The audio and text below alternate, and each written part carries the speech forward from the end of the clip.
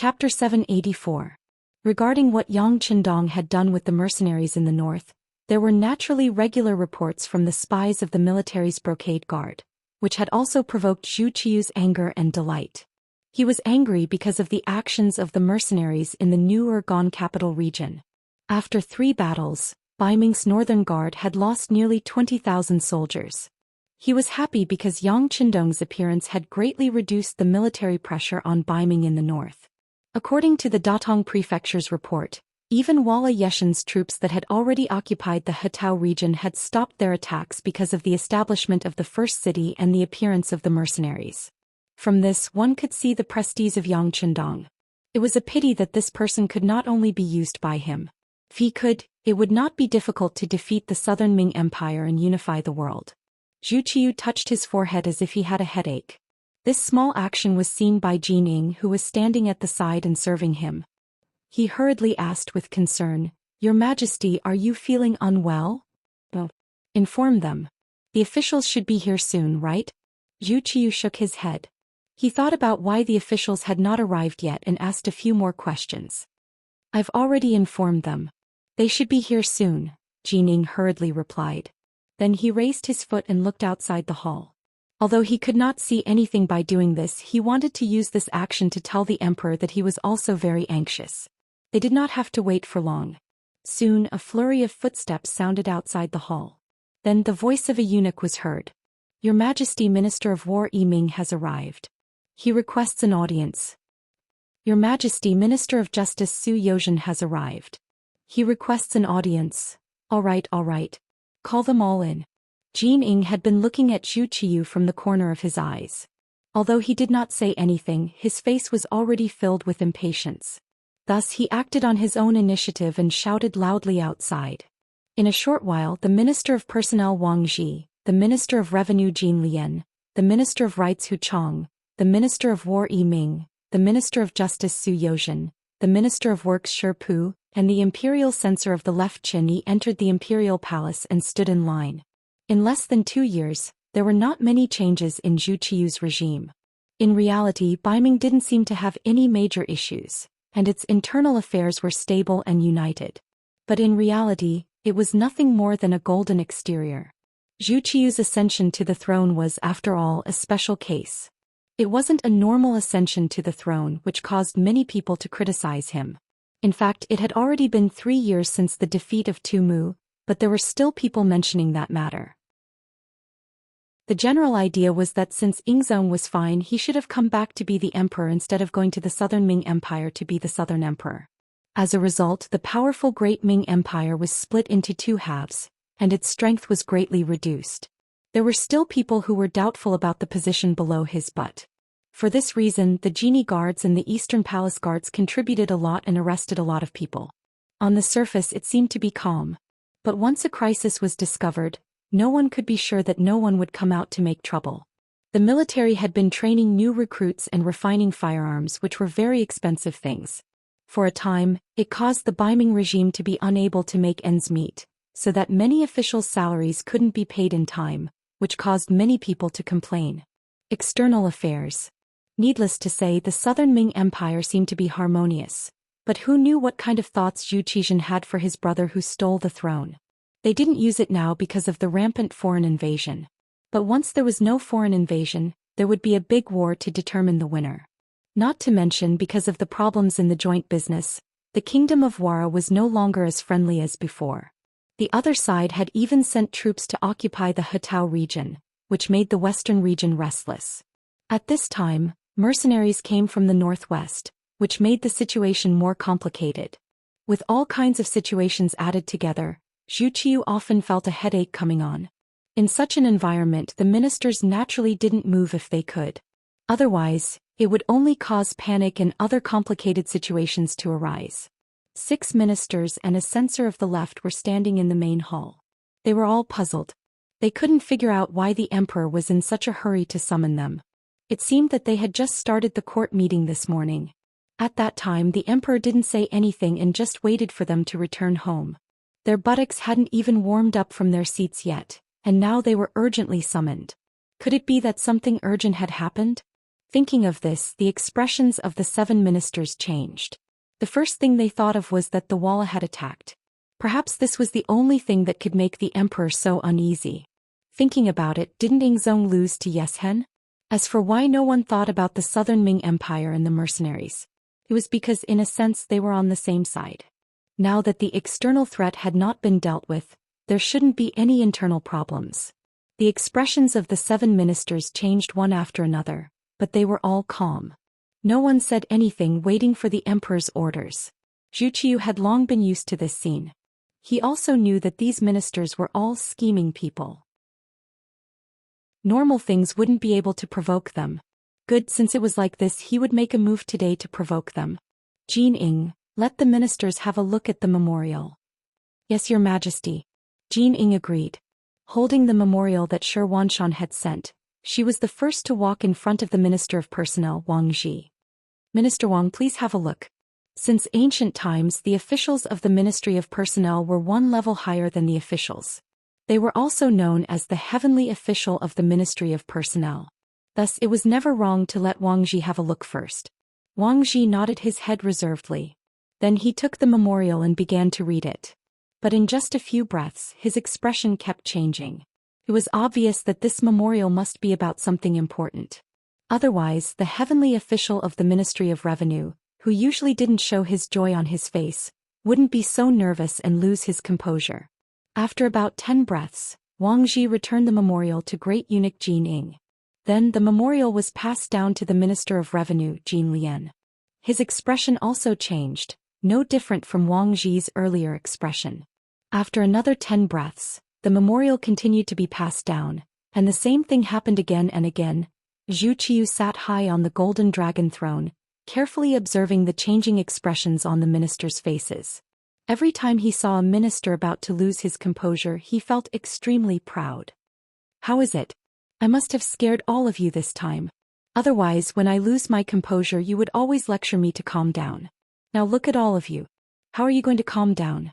In a little more than 10 minutes, the 7 ministers had all read the memorial.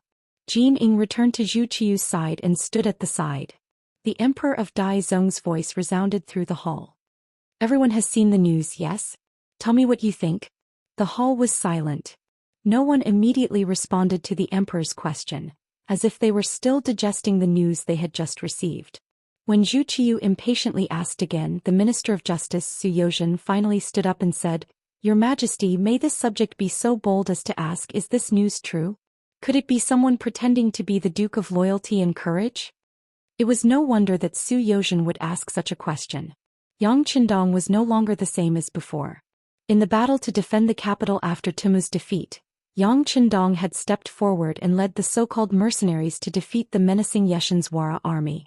At the time, he had a reason to say that this army didn't belong to him because he had saved someone, and that person just so happened to be the leader of the mercenaries. Now it seemed that this was just a story. All kinds of evidence had already shown that the so-called leader of the mercenaries was none other than Yang Qindong himself. This had long been reported from the southern Ming Empire, and according to the investigations of the Baiming Brocade Guard and the East Faction Guards, the mercenaries were very powerful and should have an overseas base. It was only because most of the Great Ming Empire's ships were in the southern Ming Empire that they couldn't investigate. But in any case, it was more or less confirmed that Yang Qindong was the leader of the mercenaries. Then why did Yang Qindong appear in Baiming's capital at this time? Didn't he know that this method was no different from entering the tiger's den? This was tantamount to delivering oneself to be slaughtered. Su Yozhen was the first to be chosen by Yang Qindong and spent a lot of effort to support him to become a minister. He really couldn't understand the meaning behind Yang Qindong's actions, which was why he asked this question. Most importantly, he didn't receive any information in advance this time. He was a spy. Su Yozhen couldn't figure it out and couldn't understand it. He wasn't the only one. The other ministers also had the same thought. At least in their view, if they were in the same situation, they would never appear in Baiming's capital. If they had to appear, they would have to bring an army. Only when the soldiers were at the city gates would they have the power to deter others. Finally, someone spoke. Zhu Qiu nodded in satisfaction and said to Su Yozhen, Minister Su, Commander Shi has seen the Duke of Loyalty before. Since he has submitted a memorial, he wouldn't joke about such a matter. It seems that it is the Duke of Loyalty. Since the emperor had said so, even if Su Yozhen had doubts, he couldn't say anything about this matter. He could only nod and return to his seat. If the person who came was really the Duke of Loyalty, then he needed to think about what to do next. There was no need for him to immediately express his opinion. Su Yozhen retreated. Minister of War Ming Ke stepped out from his seat and said, "Your Majesty, if the person who came is really the Duke of Loyalty, this subject requests that you interrogate him properly. At the same time, have him hand over the command of the mercenaries to my Baiming.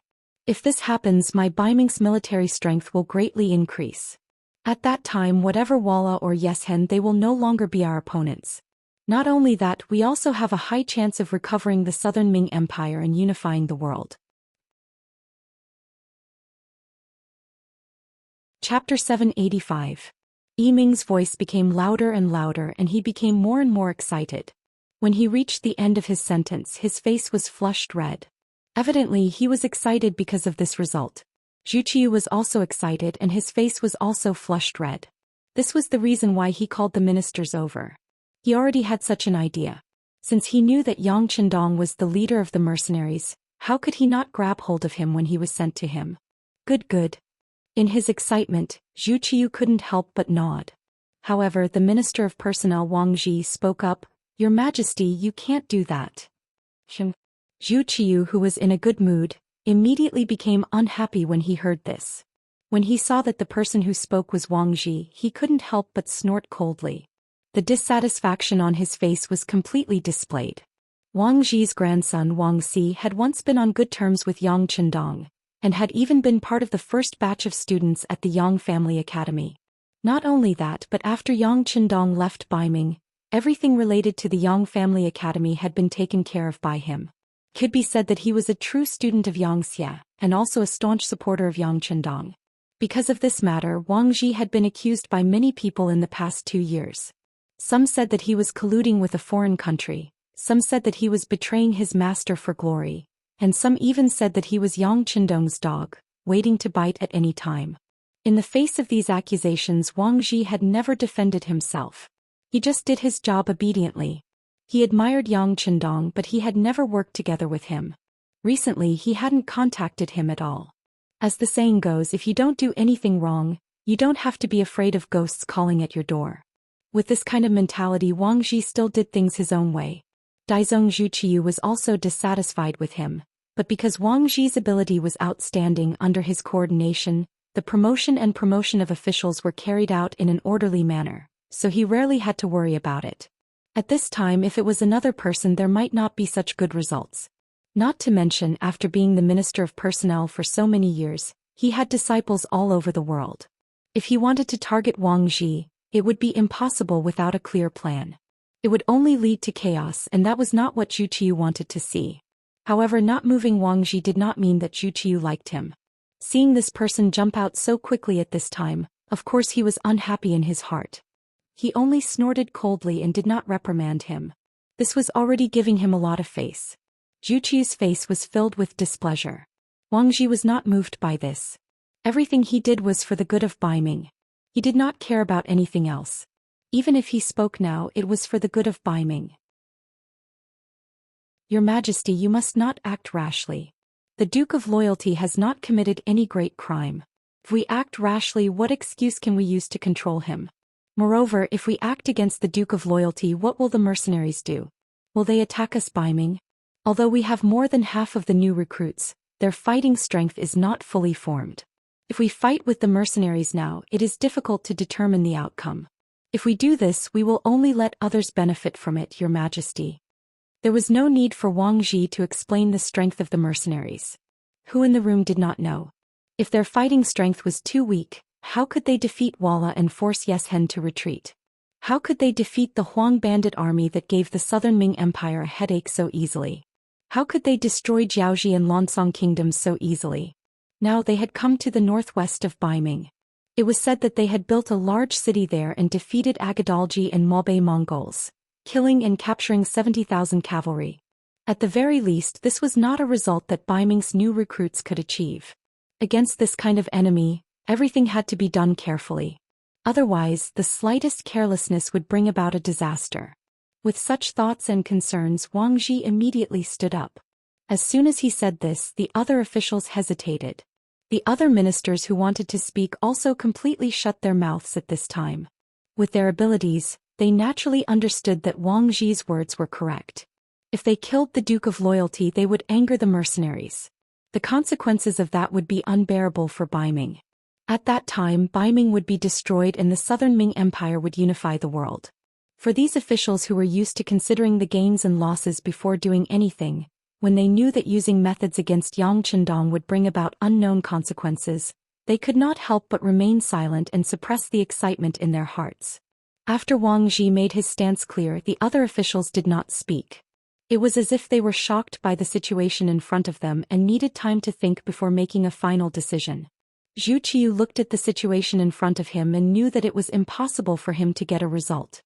He could only say, "In that case, we will give you 3 days. After 3 days, everyone can write their thoughts into memorials for us to preview. For now you can all leave." There was no coercion. It seemed that Zhu Qiu also needed time to think about this before making a final decision.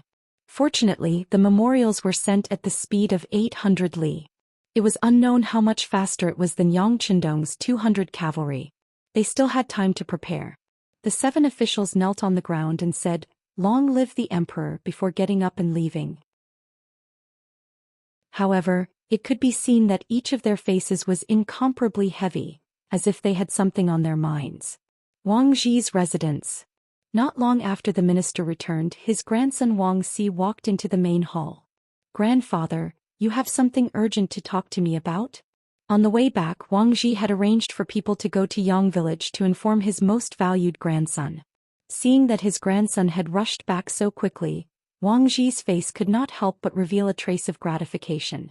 Wang Ji had been the Minister of Personnel for many years. He could be considered an old official and had worked with the 3 Yangs before.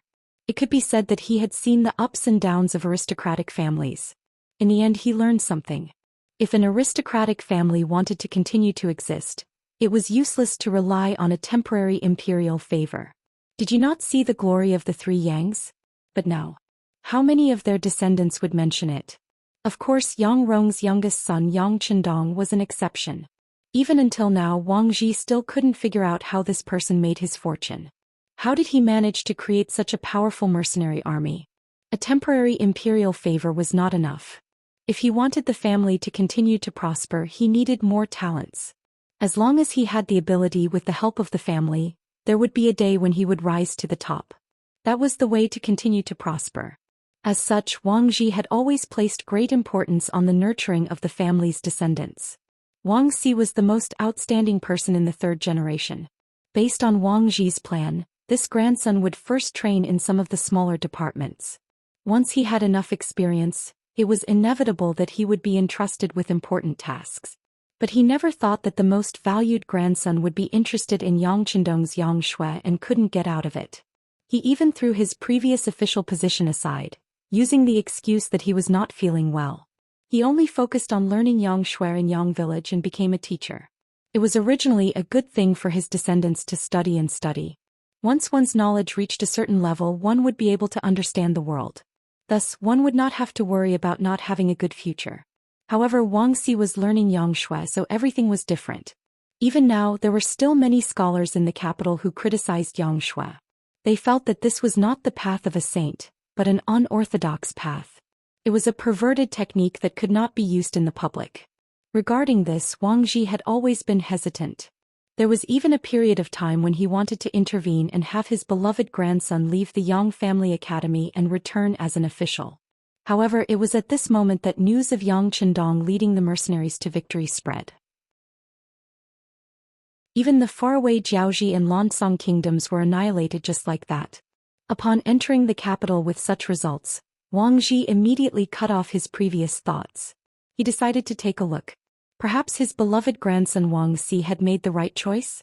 It was because of Wang Ji's hesitation that Wang Si was able to become the temporary principal of the Yang family manor for the past 2 years.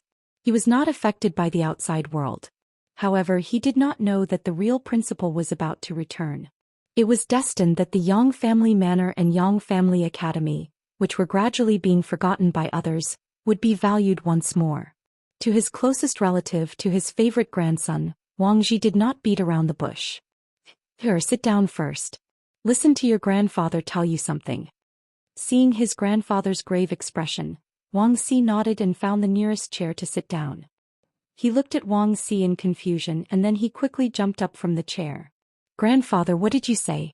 The Duke of Loyalty has already passed the Xian residence and is heading to the capital? It was no wonder that Wang Xi was so excited. Although he was a teacher in the Yang Family Academy, he had a deep understanding of everything related to Yang Qindong.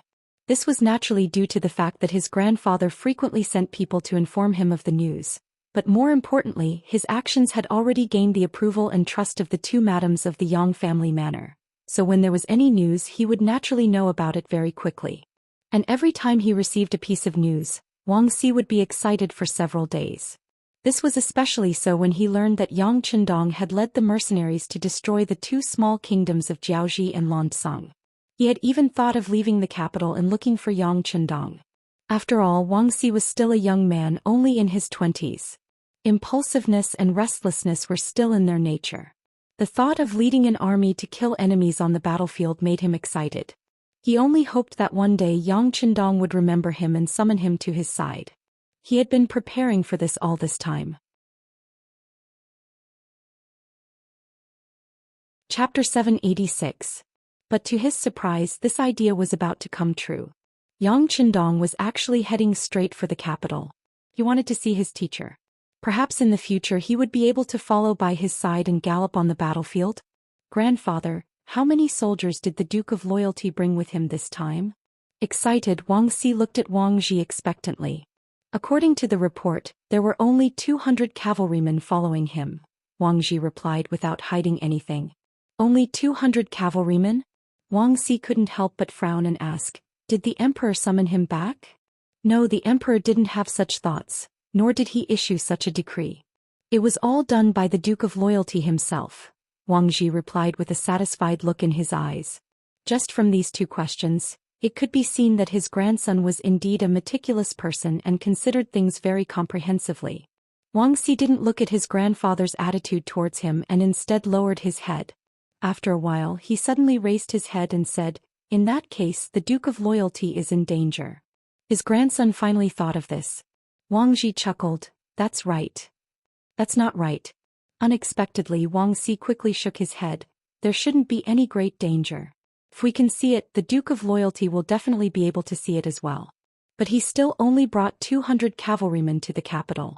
This means that he should have something to rely on. It's just that I haven't thought of it yet. As expected of Wang Ji's beloved grandson and someone that Yang Qindong had taken a liking to be able to think of this matter so quickly, just in terms of intelligence, he wasn't much different from some of the important officials. As long as he got rid of the impatience in his heart, given enough time, he would definitely become a great person. Wang Ji was very satisfied, but at the same time he was thinking of another problem. Since his grandson was so promising as his grandfather, he had to ensure his safety. Return to the Yang family manor in a while and stay there. Before the Duke of Loyalty returns, you must not leave the manor. Do you understand? Grandson understands. Many thanks for grandfather's concern.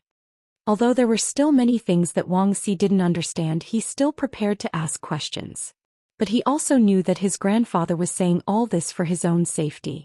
Perhaps with Yang Qindong's current strength and influence, the emperor would not dare to do anything to him, but he could still deal with some of the people around the Yang clan. Unfortunately, he was one of them. After that, Wang Xi asked a lot of questions. Regarding this, Wang Ji answered every question and explained everything clearly. From time to time, one could see Wang Xi nodding or looking relieved. He finally knew what Yang Qindong was relying on.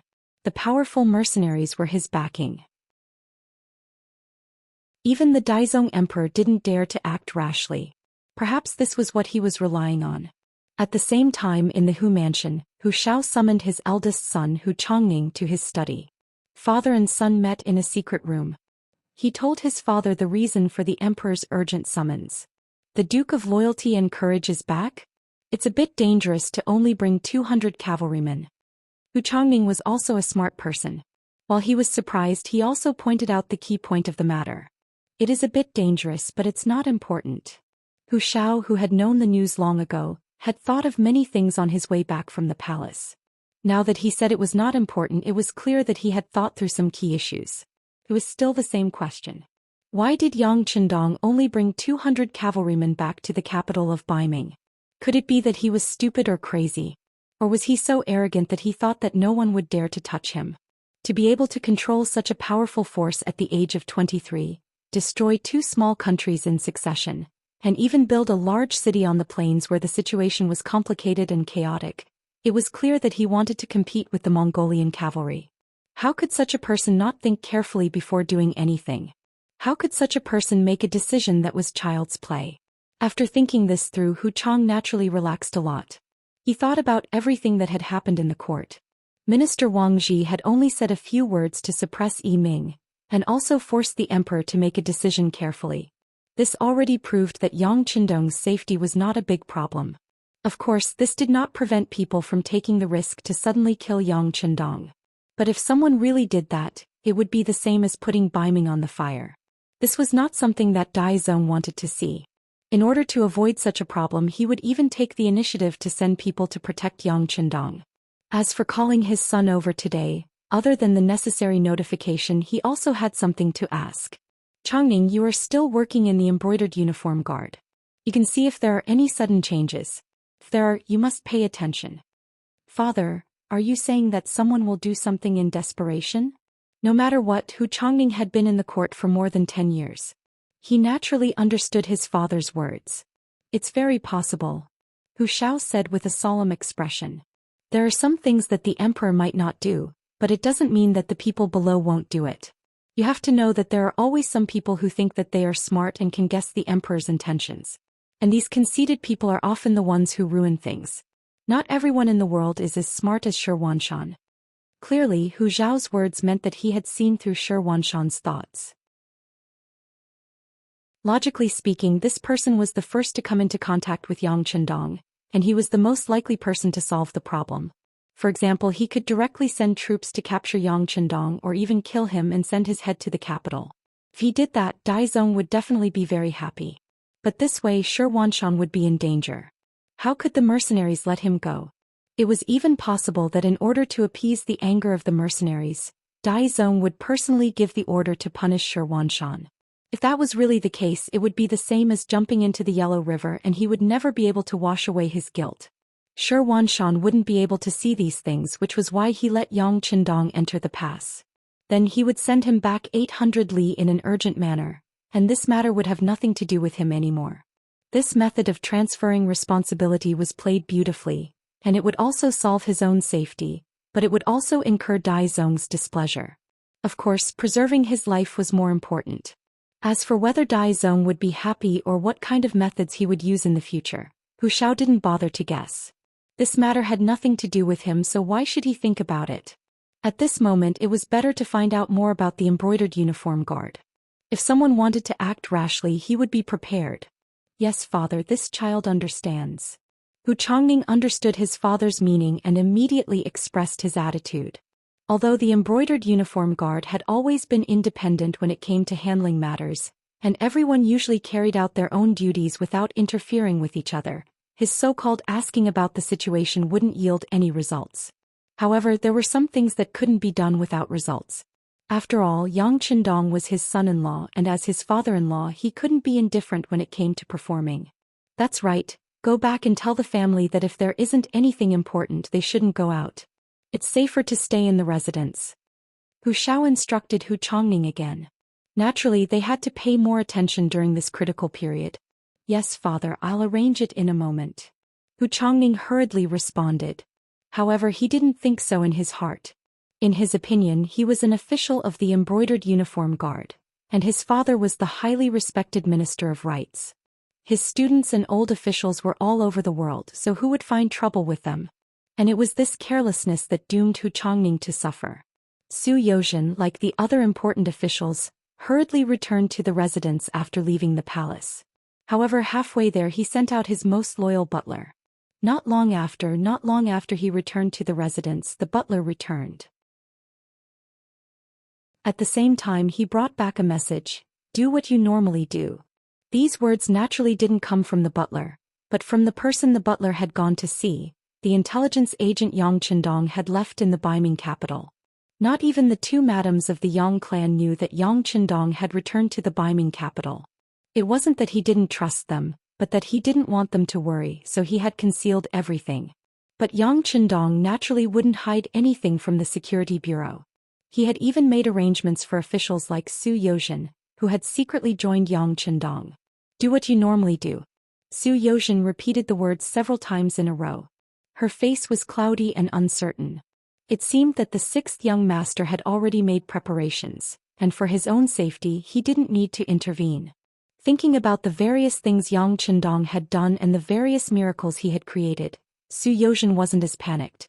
But thinking about his recent actions and how he had even rarely contacted the people of the security bureau, would that incur the displeasure of the Duke of Loyalty?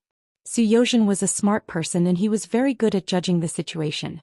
It was precisely because of this that when he saw the new army in Baiming gradually taking shape, his attitude changed and he wanted to join Yang Qindong's ship. But when he heard that the Duke of Loyalty was coming to Baiming capital, he hesitated. In the imperial court, when he learned that Yang Qindong had only brought 200-some cavalry to the capital, he had been worried. Of course, only he knew whether he was worried about Yang Qindong's safety or whether he was worried that he would be implicated if Yang Qindong was captured. For this reason he had been worried the entire way. He couldn't understand why Yang Qindong would take such a risk in such a good situation. Could it be that he wasn't afraid of death? But now he was finally at ease. Since Yang Qindong had no intention of exposing him, he would just sit on the side and watch the show. He believed that since he had said so, the sixth young master wouldn't be in danger. In contrast to Zhou Xian's initial shock, Zhu Qiu was glaring angrily at the three servants kneeling in front of him. These three were Great Eunuch Jin Ying of the Ceremony Directorate, Commander Lu Gui of the Brocade Guard, and Deng Chong, the eunuch guarding the Xian residence. Chapter 787. Deng Chong was the guardian eunuch of the Xian manor, which was equivalent to patrolling the entire Xian manor for the emperor. But now Yang Qindong had safely passed through the Xian manor without suffering any reprimand. Naturally, Zhu Qiu would vent his anger on Deng Chong the eunuch. Kneeling on the ground, Deng Chong trembled all over. At this moment he hated Xianxia to the core. The Duke of Loyalty and Courage had arrived in front of you, yet all you needed to do was speak and capture him or even kill him. Why did you have to send him out of Xian City and into the capital? Wasn't this the same as trying to make the emperor look bad? Of course, at this moment, Deng Chong wasn't thinking about Xianxia. In his view, whether the emperor was happy or not was always the most important thing. As for the officials below him, so what if they died? Servants would always be servants. Deng Chong was a member of the eunuch group. He was originally Jin Ying's subordinate. If a subordinate did something wrong, it was only right for him, the superior, to kneel and be punished. Moreover, Jin Ying knew that the emperor was not in a good mood, so she didn't show any anger as she knelt on the ground. Lu Gui, on the other hand, had a wronged expression. Deng Chong being punished to kneel was only right and proper. The problem occurred in your Xian manor. You didn't resolve it properly and threw the problem in front of the emperor. If he didn't punish you, who would he punish? As for Jin Ying, she was Deng Chong's superior, so it was only right for her to be punished. But he had no relationship with Deng Chong, so why did he have to be punished? Wasn't this too unjust? He was angry, but he didn't dare to vent it. Lu Gui knelt there with his head lowered, cursing in his heart. Zhu Qiu sat high above, looking at the three people kneeling in front of him. He snorted. Do you know your crime? This subject knows his crime, Jin Ying and Deng Chong hurriedly said.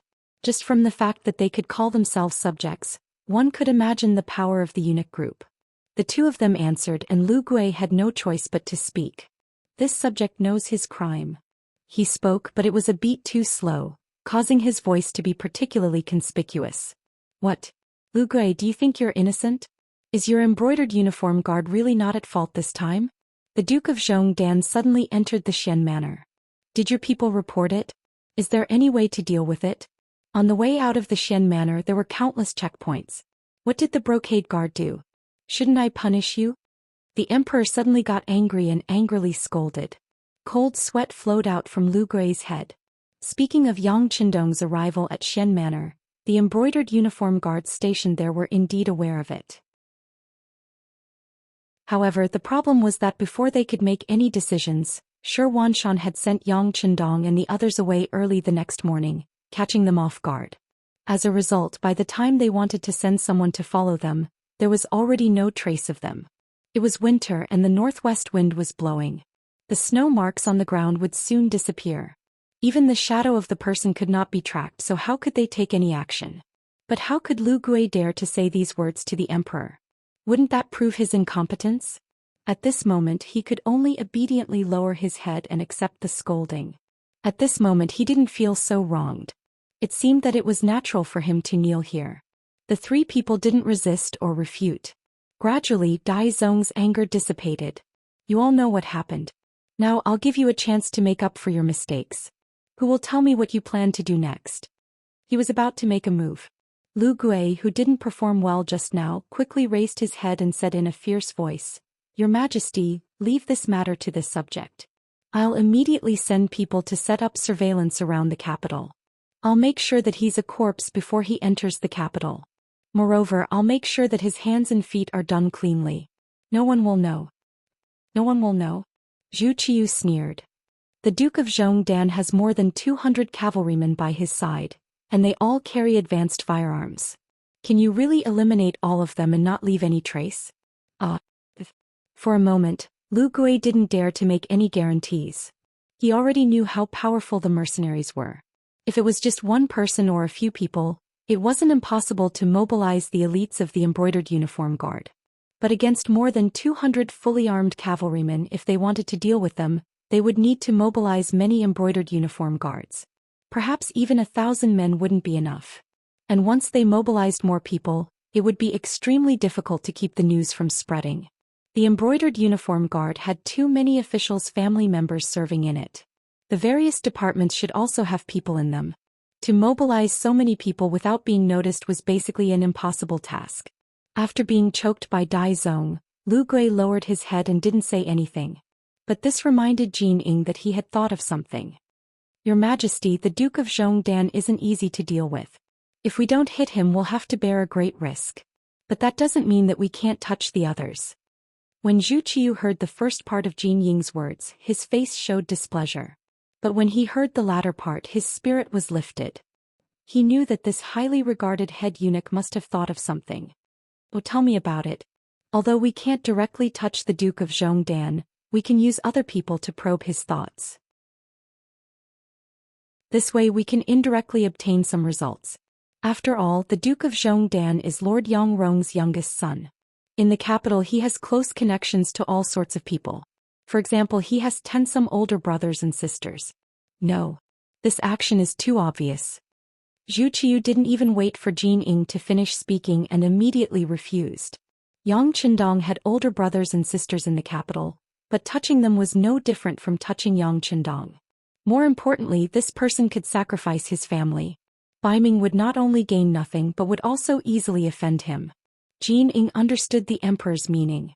Even though he had been interrupted, he didn't show any displeasure. On the contrary, he smiled and said, Just as your Majesty says, we truly can't use these family members. It's too obvious. But there are some people who aren't close to him, so we can use them to make a fuss. At the very least, we can test his bottom line. Without any intention of making Dai Zong wait, he gave a name. This time, Zhu Qiu didn't immediately refuse. Instead, he fell into deep thought. Then he turned his gaze to Lu Gui, a questioning look on his face. His previous performance had already been very bad. He was afraid that he had incurred the emperor's displeasure. Now that he finally had a chance to perform, how could Lu Gui miss it? He nodded and said, This person is fine. He was originally a member of the Brocade Guard. It's too easy to find fault with him. But his father is the current court. Knowing what Lu Gui was afraid of, Zhu Qiu decisively shook his head. It's fine. Didn't you say that the Brocade Guard doesn't need to ask for a reason when arresting people? Don't you need to look at the other party's status? Since that's the case, just do it according to the old rules. Understood. Lu Gui was naturally a smart person to be able to reach his position. He nodded and said, Rest assured, Your Majesty. This subject will definitely handle this matter beautifully. Finally, there was a countermeasure. Zhu Qiu's expression relaxed a lot. No matter what, Yang Qindong had returned to the capital of Baiming. The initiative was in his hands. He should be worried about the other party, not himself. He also wanted to use this time to take a good look at the thoughts of these officials. He also wanted to know who to put in important positions in the future and who to push to the side and be completely marginalized. Gao Xing Baihu of the Brocade Guard was the trusted aide of the Brocade Guard's town supervisor, Hu Chongning. Relying on his relationship with the Hu clan, Gao Xing was like a fish in water in the Brocade Guard. His relationship with his colleagues had always been good. This was only relative. Everyone knew that the family rules of the Brocade Guard were extremely strict. One moment, everyone could be drinking together, hugging each other's neck and calling each other brothers. The next moment the two of them would fight to the death. Although he knew of this rule, Gao Xing never thought that he would have such a day. Putting aside the fact that he had a big tree to rely on, the Hu clan had never lacked money thanks to the Duke of Loyalty. Often the Tianwai trading company would send people to send them money and things. He also benefited from this. He did not lack money, and his lack of greed made his position extremely high. There would not be anything that could be used against him in the outside world. However, when Gao Xing, who believed that he was honest and had never done anything wrong, stepped into the Brocade Guard's main gate one morning, he saw 4 fierce-looking men surrounding him. His intuition told him that things were not good. As he shouted out his identity, he thought about how to get out of the gate and find another way. However, how could the embroidered uniform guards not think of this? Before Gao Xing could put his thoughts into action, the embroidered uniform guards surrounded him and pressed him to the ground without any explanation. Then a black cloth was placed over his head and he was taken to the embroidered uniform guards' imperial prison. 4 hours later at noon, when the streets of the capital were still bustling with activity, a group of embroidered uniform guards wearing flying fish robes, black gauze hats, imperial belts, and wielding embroidered spring sabers could be seen aggressively traversing the streets. This lineup caused many commoners and even some officials to hurriedly make way for them. This was the Brocade Guard. They did not need any evidence to arrest people. Sometimes, even when killing people, they did not need to follow so many rules. They really did not know who had offended them this time. Which family was going to suffer this time? The crowd made way for the Brocade Guard to walk past them. A few busybodies even followed behind the Brocade Guard, wanting to see what was going on. Not long after, they saw a scene that shocked them. This group of Brocade Guard actually came to the residence of the Minister of Rights, Hu Xiao, and loudly smashed the door.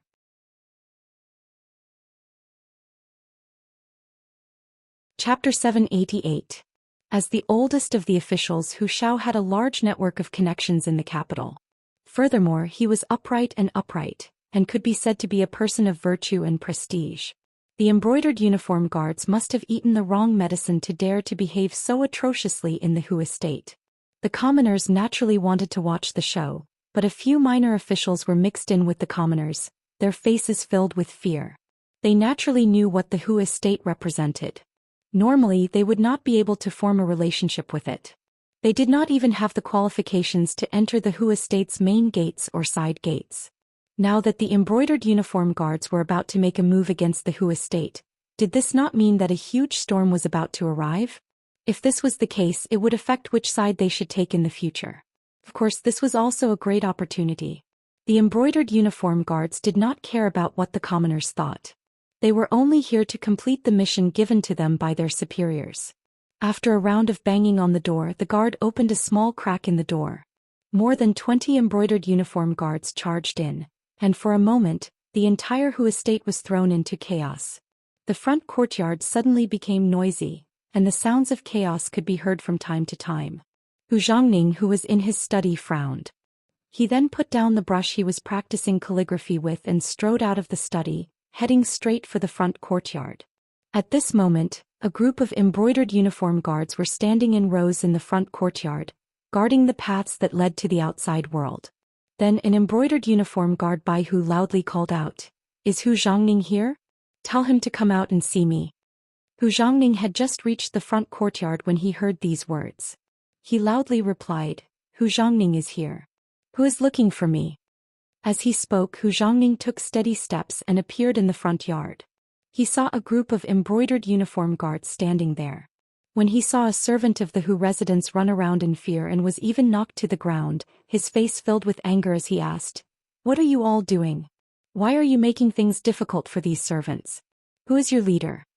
It was no wonder that Hu Zhongning was so angry. After all, he was still the town supervisor of the embroidered uniform guard, and ordinary embroidered uniform guard officials were nothing to him. "It's me." A Baihu official walked out of the brocade guard. He first sized up Hu Zhongning, and after confirming that he was the person he was looking for, he waved his sleeves, and in his hand appeared a driver's license, the token used by the brocade guard to arrest people. In a loud voice he said, "Baihu Gao Xing is suspected of corruption and dereliction of duty, and this matter is related to Lord Hu. Please come with us and be investigated." "Gao Xing? What happened to Gao Xing?" In a moment of anxiety, Hu Zhongning could not help but blurt out, "I don't know what happened to him. Even if I did, I wouldn't tell you. Now Lord Hu, please come with us." The official looked coldly at Hu Zhongning, a trace of contempt and disdain in his eyes. The Hu clan truly was a prosperous clan, and its connections were deeply rooted in the capital. Even the emperor could meet them whenever he wanted. If it was an ordinary official, they naturally wouldn't dare to be disrespectful to the Hu family, but this didn't include the embroidered uniform guards. What kind of people were the embroidered uniform guards? They were the largest organization independent of the imperial court. They only took orders from the emperor. If they wanted someone to die in the middle of the night, they wouldn't wait until 5. How could such an organization place Hu Zhongning in their eyes? Moreover, based on this official's analysis, very few people who were targeted by the embroidered uniform guards would be able to return to their positions. Even if they were lucky, they would still be skinned alive. There were far too many people who couldn't even return to their positions. Even if he offended them now, they probably wouldn't have the ability to retaliate against him. Not only had Gao Xing been arrested, he had even sold him out, and he had also been charged with corruption and dereliction of duty. After hearing this, Hu Zhongning immediately understood what was going on. He had clearly been implicated by his son-in-law this time.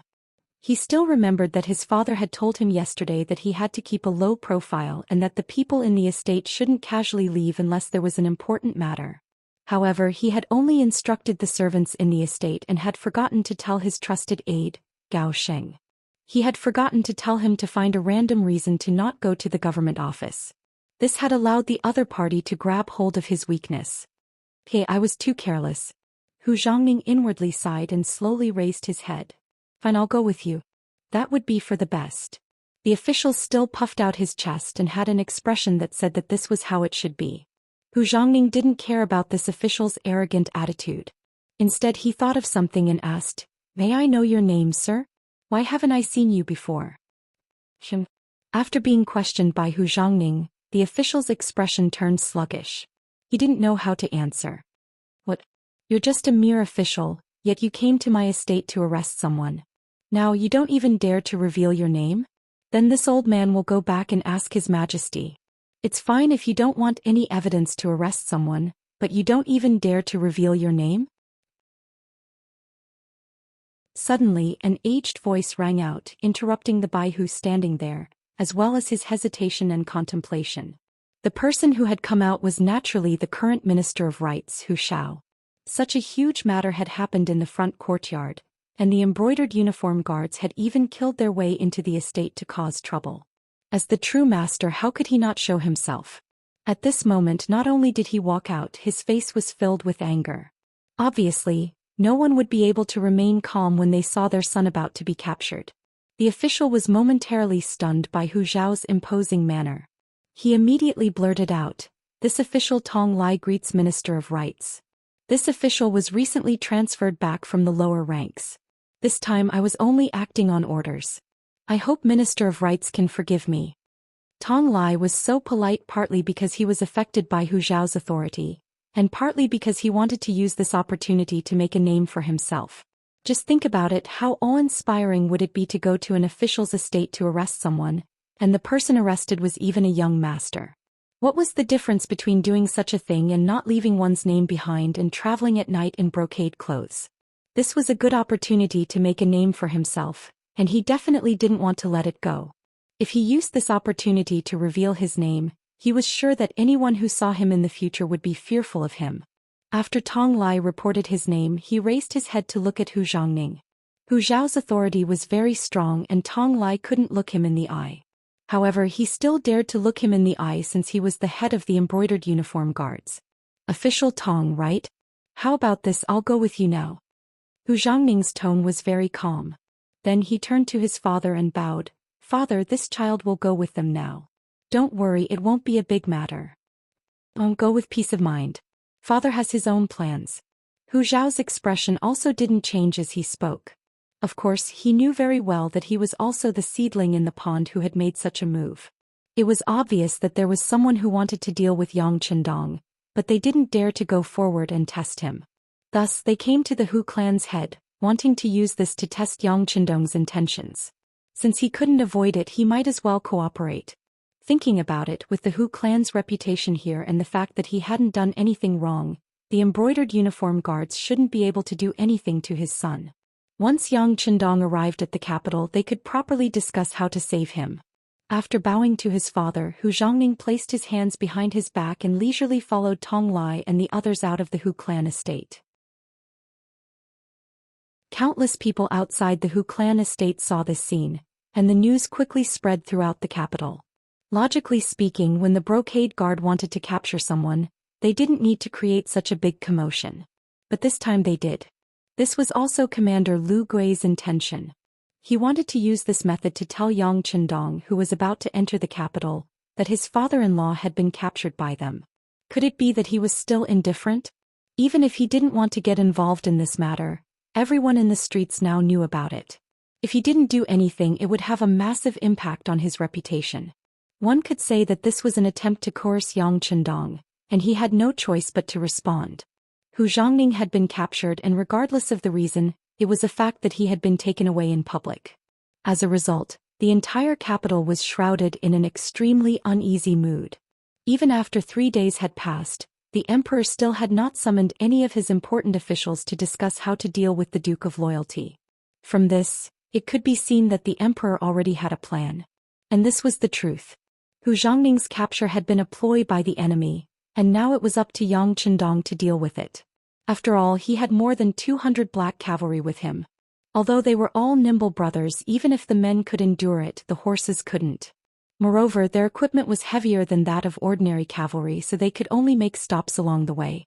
By the time they passed Jiyong Pass and finally reached the foot of the capital, half a month had passed. In the distance they could already see the lofty walls.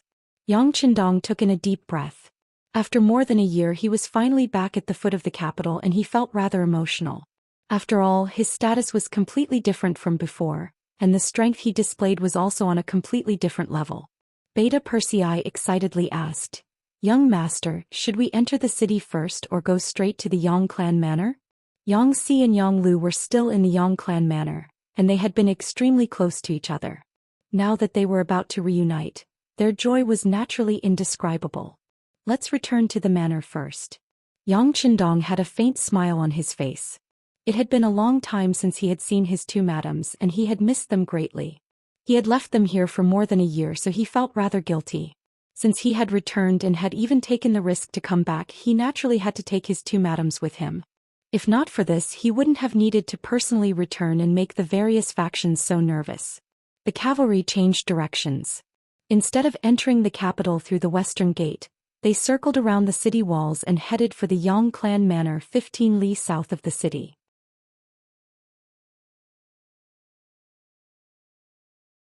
Chapter 789. It was noon in the snowy Yongjia village. Smoke rose from the chimneys, and from afar, it looked like a paradise on earth. Ever since Yang Qindong left the Yongjia village more than a year ago, this place had been under military management. Yang Lu led a platoon of cold vanguard to ensure the safety of this place. Their muskets were loaded, and they were ready for battle at any moment. This string had been stretched taut for more than a year. Fortunately, Yang Qindong had won many battles outside. Good news came one after another, which further stabilized the position of this place.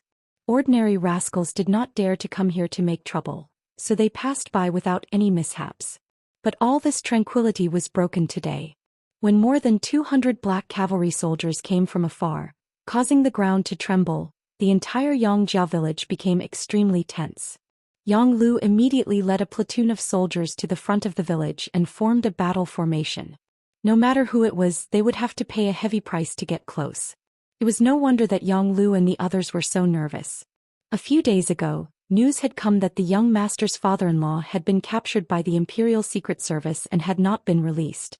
This seemed to be a signal that Baiming was about to make a move, and they could not help but be nervous.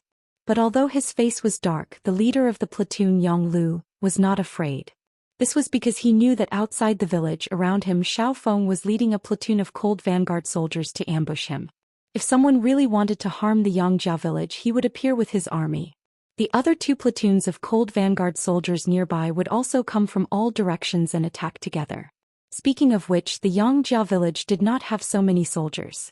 In the past, Xiao Feng was only a company commander. However, not long ago, 6th Young Master had personally sent a telegram to appoint Xiao Feng as the regiment commander. Not only had he appointed him as the regiment commander, he had also sent him many cold vanguard soldiers who had excellent results in their training. They were all elite soldiers who wielded the 95 style. With the existence of this regiment of thousands of people, Yang Lu was confident in facing all enemies. The caravan was getting closer and closer. They had already slowed down. He couldn't see the identity of the person from afar, but Yang Lu thought that the enemy must have known that the Yang village was heavily guarded, so they wanted to test the waters carefully. The cavalry was indeed probing, but they were not probing the reaction speed and combat strength of Yang Chendong and the others, but they were constantly observing the surrounding situation. This was also the intention of Yang Chendong himself. This group of horses was the 200-odd black cavalry led by Yang Chendong. Among them were 2 members of the guards, Wolf's Fong and the Ghost Sniper team. Could be said that they were all elites among elites.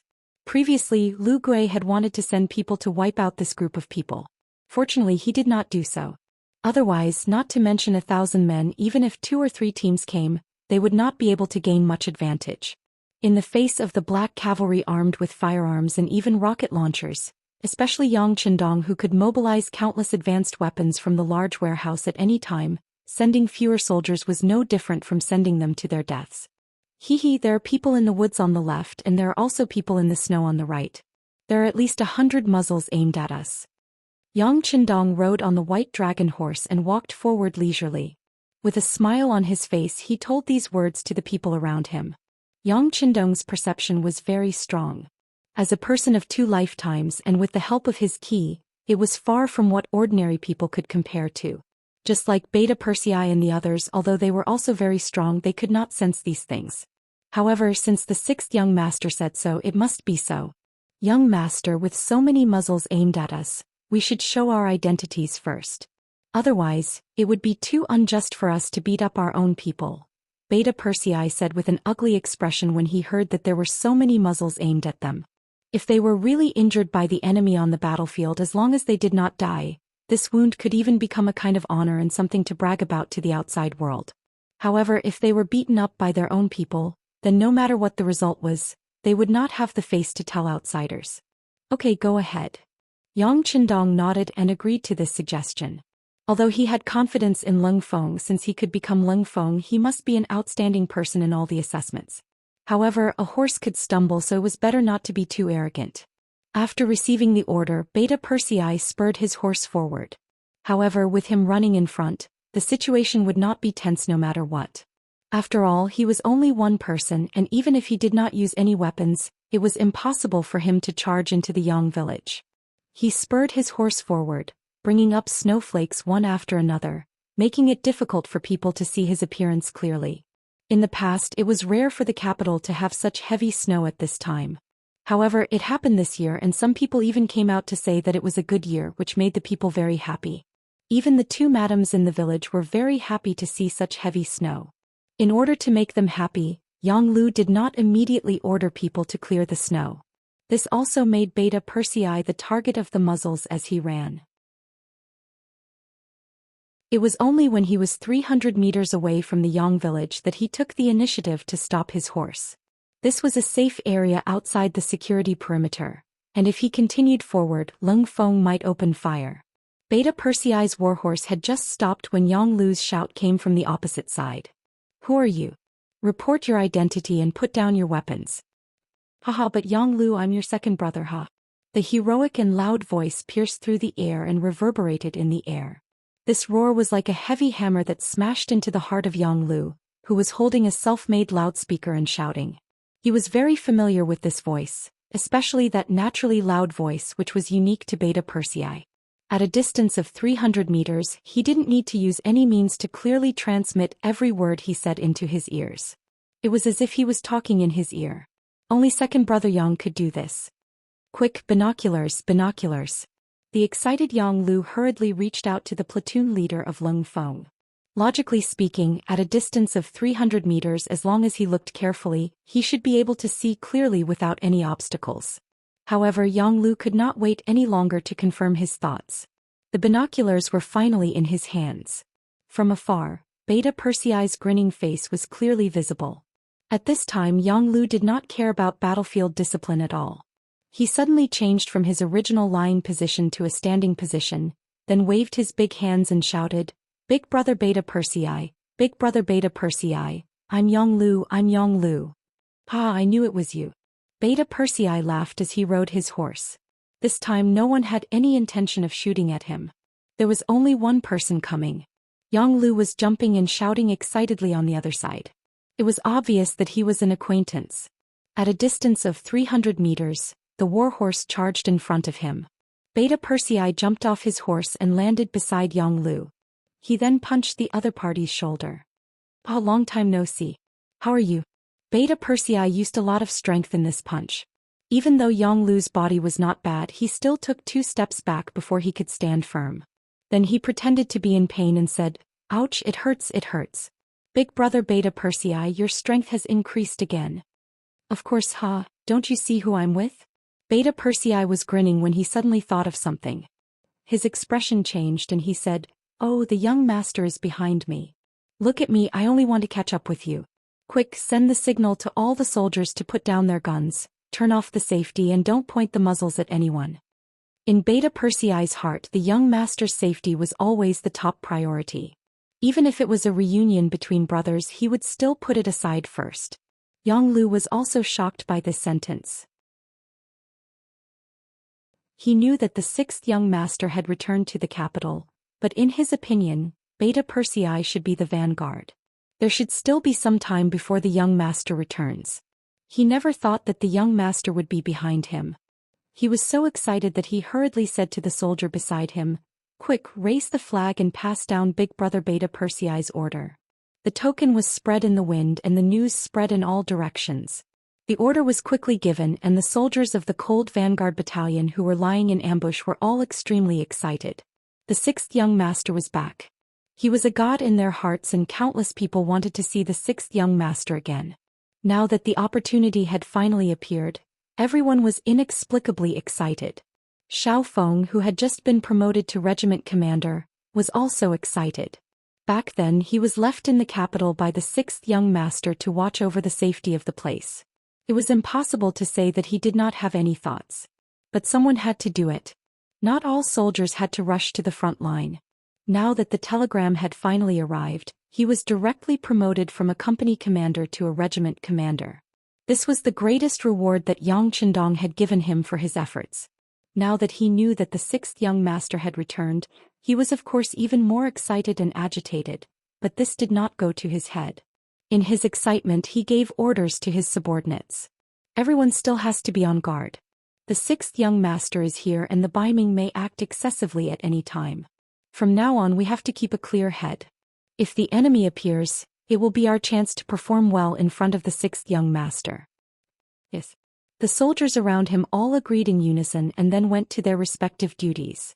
However, the muzzles of their guns were not aimed at the 200 or so black cavalry, but at the back of the black cavalry to prevent a Baiming army from suddenly appearing there.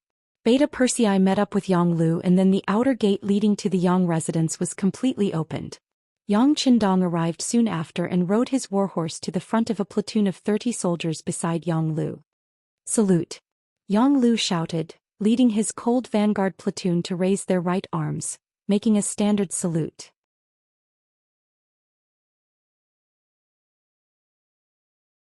Chapter 790. Yang Qindong dismounted from his horse and looked at the soldiers. He came to Yang Lu's side and nodded after returning the greeting. You've done well. Thank you for your hard work.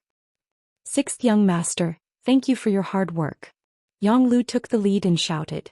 He faced the soldiers of the cold front and returned their greetings. Then he tidied their uniforms to show his concern. This trick was often used in the army and movies of later generations, but it had to be said that it was very useful. Many soldiers showed excited expressions because of this, and some even had tears in their eyes. These soldiers had been guarding this place for more than a year. They were tense every day. It was indeed very hard. Yang Qindong comforted them and encouraged them in this way. After greeting a platoon of soldiers, Yang Qindong got back on his horse and went straight to the Yang Manor. The mood and atmosphere in the Yang Manor were a little tense. First Madame Hu Yan's father was captured by the embroidered uniform guards. Then there was the sound of a large number of cavalry approaching the manor. Inside the manor, Qiao Yin and Lady Xiang became nervous. At this moment, they had temporarily forgotten that Yang Qindong was returning to the manor. They were worried. What if it was the Northern Ming army outside? Could those 30 or so soldiers really stop it? What if they couldn't stop them? First Madame Hu Yan was not here. Qiao Yin had been in charge of everything here for more than a year. As a maid who had grown up with Yang Qindong, Qiao Yin had a gentle personality, but she also had a strong side. 3 daggers suddenly appeared in his hand. He kept one for himself and gave one each to Madame Shui and Yang Duo, who were beside him. Take it. If everything goes well, this thing will come in handy. In short, we must not fall into the hands of the Baiming army. Seeing Qiao Yin, who had always been well-behaved and docile, suddenly take out a dagger, this sharp contrast caused Lady Xiang and Yang Duo to be stunned. However, after considering that if the Northern Ming army really attacked, they were afraid that if they were captured their lives would be worse than death. The 2 women only hesitated for a moment before taking the dagger. Their attitude was extremely resolute, but when they really held the dagger in their hands, one could still see their nervousness and fear. After all, they were just weak girls. If they really wanted to kill themselves with this thing, it would require a lot of courage. Suicide was not something that could be done easily. When it came down to it, how many people couldn't do it? Qiao Yin also knew that this kind of preparation was not enough. Perhaps she didn't have confidence in herself, or perhaps she didn't have confidence in others. In short, she didn't relax because of this. She looked at Jiang Ping, who was standing 3 meters in front of the door, and said, "You've seen it. If none of yous can do it later, we'll have to trouble you." "I understand, second madam." Jiang Ping nodded. As Tai Qingyi's former assistant, she was left behind by Yang Qindong in the Yang Manor to protect the safety of the 2 madams. She knew very well what would happen if something really happened. Perhaps death would be a relief for the madams. Qiao Yin nodded at Jiang Ping as if to express her gratitude. Then she looked at Lady Xiang and Yang Shui and said, "Don't worry. If something happens to us today, our husband will definitely avenge us." The inner courtyard had already prepared for the worst. In the outer courtyard's Yang Academy, the second dean Wang Si was standing in the field of the study, full of righteous indignation as he cheered all the students on. The Yang Academy, as the school that Yang Qindong had founded, had high hopes for and had produced many talents. They were all cadres and important roles in the various departments in Xichen City, and one of their qualifications was that they were the first batch of students to graduate from the Yang Academy. As a student who had also graduated from the first batch, Wang Si didn't know where his former classmates had gone, but his intuition told him that these people would definitely be put in important positions. The more he came into contact with Yang Shui, the more profound this feeling became. Yang Shui, it wasn't an exaggeration to say that it was broad and profound and even unfathomable. The knowledge learned here involved all kinds of problems such as astronomy, geography, physics, mathematics, management, medicine, manufacturing, science, and so on. Even philosophy and the study of life were sometimes discussed. It was far from the way of Confucius and Mencius like the old masters of the great Ming dynasty. They were full of benevolence, righteousness, and morality and articles on the study of the saints. But in reality, when it came to the real governance of the world, the help they could provide was very limited. It was precisely because he understood Yang Qindong's characteristics and strength that Wang Si was unable to extricate himself from it. Moreover, because of his background, he bravely took over the position of the second dean. In the end, while learning, it was also equivalent to helping Yang Qindong manage and nurture more talents. After 2 years of development, the reputation of the Yang Academy had already spread far and wide, and 2 batches of students had also graduated. However, Wang Si remembered Yang Qindong's teachings when he left, and kept all of these people, not letting a single one of them go. This wasn't because he cherished talent. Although these people did play a role in the development of the Yang Academy, he did this for their own good. This was because he knew that those who had learned Yang Shui were in fact not suitable to establish themselves in the great Ming dynasty, where Confucius and Mencius were everywhere. Their thinking was completely different, and if he let these people into society, they would only cause trouble and bring trouble to themselves. He didn't want to see these graduates who had learned a wealth of knowledge with great difficulty be erased by this ruthless society, or even bring disaster upon themselves. Thus Wang Si kept these people. Fortunately, the wealth that Yang Qindong had allocated to the academy had always been very rich, so it wasn't a problem to feed these people. And because of the existence of these people, the Yang Academy had also developed more and more. Every year when they recruited new students, they would carefully select them, but every year there would still be 100 students left. Until now, the total number of students and teachers who had stayed behind after graduation in the Yang Academy had already reached 400. Wang Si had also become the dean in name, and the real test had really come. First, it was his grandfather who summoned him and warned him to be careful. Then there was news that the father-in-law of the 6th young master, Hu Zhangning, had been arrested by the embroidered uniform guards and imprisoned. Now the entire Yang family manor suddenly sounded the alarm. All of this made Wang Si even more worried. Not long after the alarm sounded in Yang family manor, he summoned all the teachers and students to the sports field. Although the weather outside had already reached -5 or 6 degrees, it didn't make them feel cold at all. On the contrary, everyone was hot-blooded as they looked at the dean Wang Si, who was standing at the highest point of the sports field. Everyone was waiting for his decision. To be able to become a student of the Yang Academy, it wasn't just learning literature. They belonged to the category of all-rounders who were proficient in both civil and martial arts. This was especially true for the students who had graduated before. Individually, they already had the skills of a B-class soldier. Compared to A-class soldiers like Leng Feng, they were naturally weaker, but compared to the ordinary soldiers of the Great Ming Dynasty, their physical fitness was already better. After all, they ate well, wore warm clothes, and had no worries, so they could use all their strength during training. There were even these students in the shooting class, and some of them even had good shooting results. With 5 bullets they could get an excellent score of 45 points. Most of them also got a passing score of 38 points. At this time they were all holding long swords or broadswords, as if they were ready to rush to the enemy and fight face to face. Even a few women standing in the crowd were also clenching the long swords in their hands, looking unwilling to admit defeat. Among them there was a very beautiful figure. She came very early and was already a celebrity in the Yang Academy. She also became a teacher of Japanese, the Princess Junko. Yang Qindong left here more than a year ago, but she was left behind. Even the guard captain Xiaolin had already left. Junko, who was all alone, quickly became a member of the Yang Academy. With the 6th young master gone, Junko couldn't go in and out of the inner courtyard of the Yang village like before. Everyone in the Yang village didn't know how to treat her. After all, with her outstanding appearance, she might become the madam at any time. Fortunately, she knew what to do. Although she was young, she didn't stay in the Japanese Empire's palace for nothing. Although she was young, her mind was already mature. During Yang Qindong's absence, she behaved very well. Unless it was a major festival, she would never enter the inner courtyard of the Yang village to greet the 2 madams. As her heart sank, Princess Junko felt more and more that the things taught in the Yang Academy were profound and broad. She tried to absorb this rich knowledge and imagined that one day when she could return to China, she could pass it on and make her own contribution to the strengthening of the Japanese Empire. But the sudden danger interrupted her plan. Baiming was going to attack the Yang village? Didn't they have to worry about the loyal duke who led the powerful mercenaries? Were they crazy?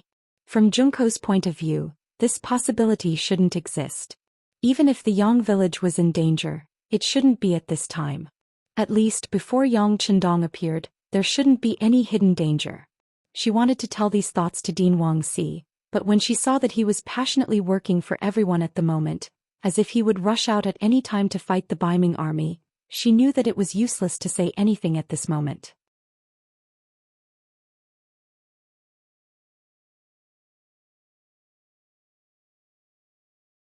She would first help the two madams complete their original destiny, then she would fight the enemy to the last drop of blood, and then go to the ground to accompany the two madams. This was her destiny. 2 years ago, when she and her sister Tai Die appeared in the Yang Academy, their destiny was already set. Jiang Ping had already prepared for this day. Although she hadn't seen her sister for more than a year, the two of them could still write letters to each other. In her letters, Tai Die couldn't mention the name of Crimson City and some things that happened there. This was a rule. However, she told Jiang Ping in her letters that the sixth young master was doing something groundbreaking, and this path was destined to be full of thorns and dangers. They were fortunate enough to be able to participate in this matter. It was something to be proud of, but at the same time it was also very dangerous. They had to be prepared to sacrifice themselves and die at any time. Jiang Ping engraved these words in her heart. She thought that now was the time to fulfill these words. For this reason, the Browning pistol that Yang Chendong had personally given her had already been unlocked. She was ready to kill the enemy or even commit suicide at any time. This situation was getting closer and closer as the sound of footsteps suddenly came from outside the door. The footsteps came in an orderly manner as if they were stepping on a drum. Every time they landed, the emotions of the women in the room would be stirred. They all raised their heads and looked outside the door, waiting for the judgment of fate. The sound got closer and closer and the atmosphere became more and more tense. For some reason at this moment even Jiang Ping felt a powerful pressure. Instinctively, she held the Browning pistol in her hand and aimed it outside the door. In this critical period, no action was excessive and any caution was reasonable. The figure finally appeared. Jiang Ping, who was the closest to the door, was the first to see the face of the person. Her first impression was that the person who came was not someone from the inner courtyard of Yang Manor. Then her eyes widened. How is this possible? Of course, the person Jiang Ping saw was Yang Chendong. It was a tense moment outside and everyone's heart was in their mouths. At this moment, no one would have thought that the sixth young master would suddenly return at this time. Jiang Ping was completely stunned. She, who was not mentally prepared, did not know how to speak at this moment. The only thing she could do was to lower the muzzle of her gun. After all, the sixth young master appeared here and pointed a gun at him. It was a great disrespect. Even if she were to die immediately, no one would cry out for her. "You're not bad." The first person to see him was Jiang Ping. Seeing that he was loaded and the safety was off, she nodded deeply. This was the quality that a captain of the guard should have. Once there was danger, she would be on full alert. The voice was very soft, so soft that only Jiang Ping could hear it. However, this sentence pulled her excited heart back. She immediately straightened her body and gave a standard military salute. "Hello, sixth young master." "Ah, good. You've done a good job. Now you can go out and wait." He came in front of Jiang Ping and patted her shoulder to express his gratitude. At this time the room was so silent that you could hear a pin drop. Qiao Yin, Lady Xiang and Yang Duo were staring at the person who came in. They looked at the tall figure and the confident smile. Jiang Ping had already walked out without them noticing. When only the four of them were left in the room, Qiao Yin suddenly burst into tears. The dagger in her hand also fell to the ground at this moment, causing a very crisp sound. Then her beautiful figure quickly ran over and plunged into Yang Chendong's arms. "Young master, you're back." After following Yang Chendong for so long, Qiao Yin was still more used to calling him young master and not husband. Opening his arms and welcoming Qiao Yin into his embrace, Yang Chendong stretched out his arm and patted the other's back. He comforted her and said, "I'm back. Everything is over. No one will threaten your safety in the future." As he spoke, Yang Chendong looked at the 3 daggers that fell to the ground. At this moment he had a smile on his face, but he was a little angry in his heart. Although the Baiming Imperial Court didn't do anything to the Yang family village, looking at everything that happened now, the invisible pressure was still very huge. He actually dared to make his woman worry. Just based on this, he was afraid that he would have to take out a few heads to vent his anger. After Qiao Yin, 4th Madame Xiang also ran over and also burrowed into Yang Chendong's wide arms. Then the 2 women broke into tears and laughed. They laughed and cried and laughed again. At this moment, They completely expressed the worries that had been suppressed in the bottom of their hearts. In this regard, other than continuously patting their backs, Yang Qindong could only reveal a bitter smile as he looked at Yang Duo, who was standing 3 meters away. "Seventh sister, are you all right?" At this moment Yang Duo's eyes were also filled with tears, but her face was full of smiles. This little brother of hers had finally returned. She sighed and said, "Now that you're back, everything is fine. Alright, I won't delay your reunion. I'll go to the kitchen to take a look and have them prepare delicious food. We must celebrate properly." Good, we have to celebrate properly. Thank you for your hard work, seventh sister." Yang Qindong also chuckled. He could only reveal such a straightforward smile in front of his sisters. Yang Duo also left. After waiting for there to be no one else in the room, Yang Qindong hugged one in each hand and kissed Xiao Yin and Lady Xiang's cheeks respectively. Then he stretched out his finger and scratched the bridge of their noses. This kind of action was commonly used by Yang Qindong towards his beloved women, but it was this kind of action that immediately caused the two women's faces to turn red, like red apples. Speaking of which, ever since Yang Qindong entered the Nurgan-Dusi region and entered the grasslands, he had not touched a woman. Now that the soft fragrance was in his arms, it was impossible for him not to feel anything. Even his body had already reacted and he couldn't wait to do the two of them on the spot. However, Yang Qindong was still rational. He knew that there were still many people outside waiting for him to appear. Now was not the time to be sentimental. "Immerse, I've made you worry this time. But don't worry, this time I'm here to take you away. In the future such worrying things won't happen again." "But, really?" Hearing that Yang Qindong was going to take them away, both Xiao Yin and Lady Xiang's faces were filled with excitement. "Of course, I don't think I've lied to you before." Looking at the two women's smiles from the bottom of their hearts, Yang Qindong also chuckled. About half an hour later, Yang Qindong walked out of the inner court and arrived in front of Beta Persei Yang Si and Yang Lu, who had been waiting for him. "Come, let's go to the Yang Family Academy to take a look." The Yang Family Academy had long been prepared. As soon as Yang Qindong appeared, the second dean Wang Si immediately led the students out to welcome him. Although it was cold outside, no one was affected by the weather. In their opinion, since the dean was here, they should all come out to welcome him. Considering the weather, Yang Qindong originally wanted to let these people return to the classroom first. However, looking at more than 400 people, he knew that there was no classroom that could accommodate so many people. He simply followed everyone's wishes and stood in the middle of the field where Wang Si stood before. Then a deep voice rang out.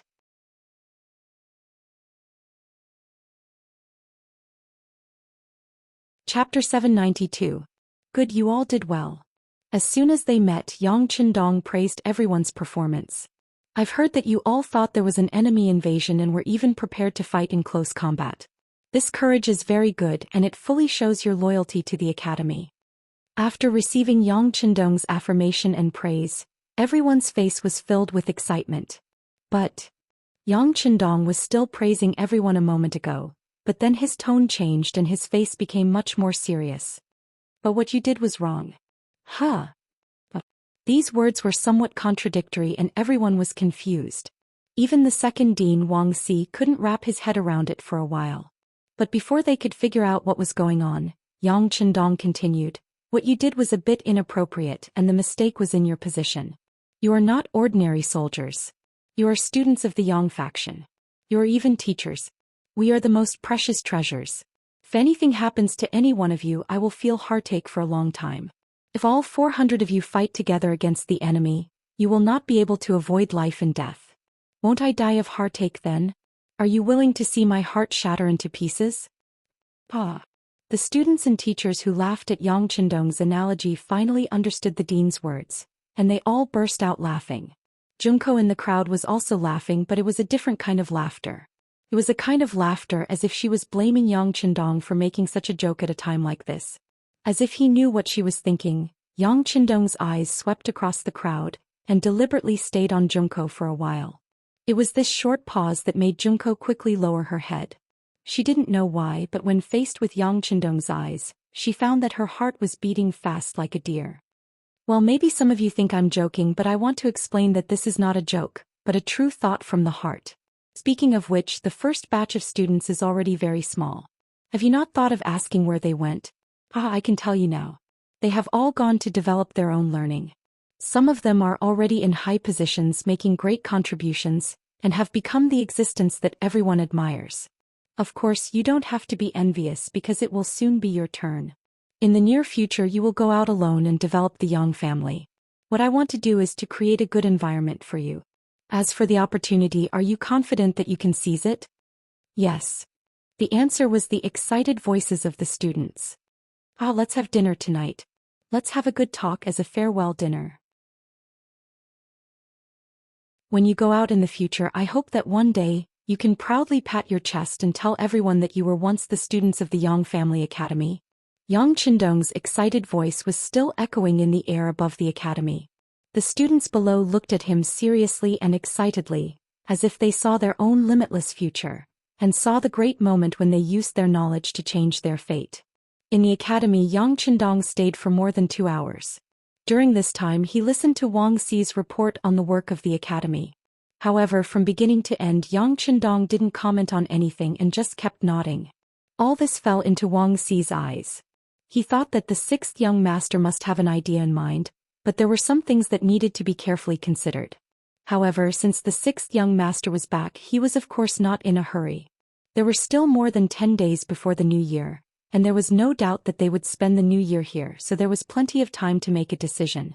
That night the Yang family village became a lively sea.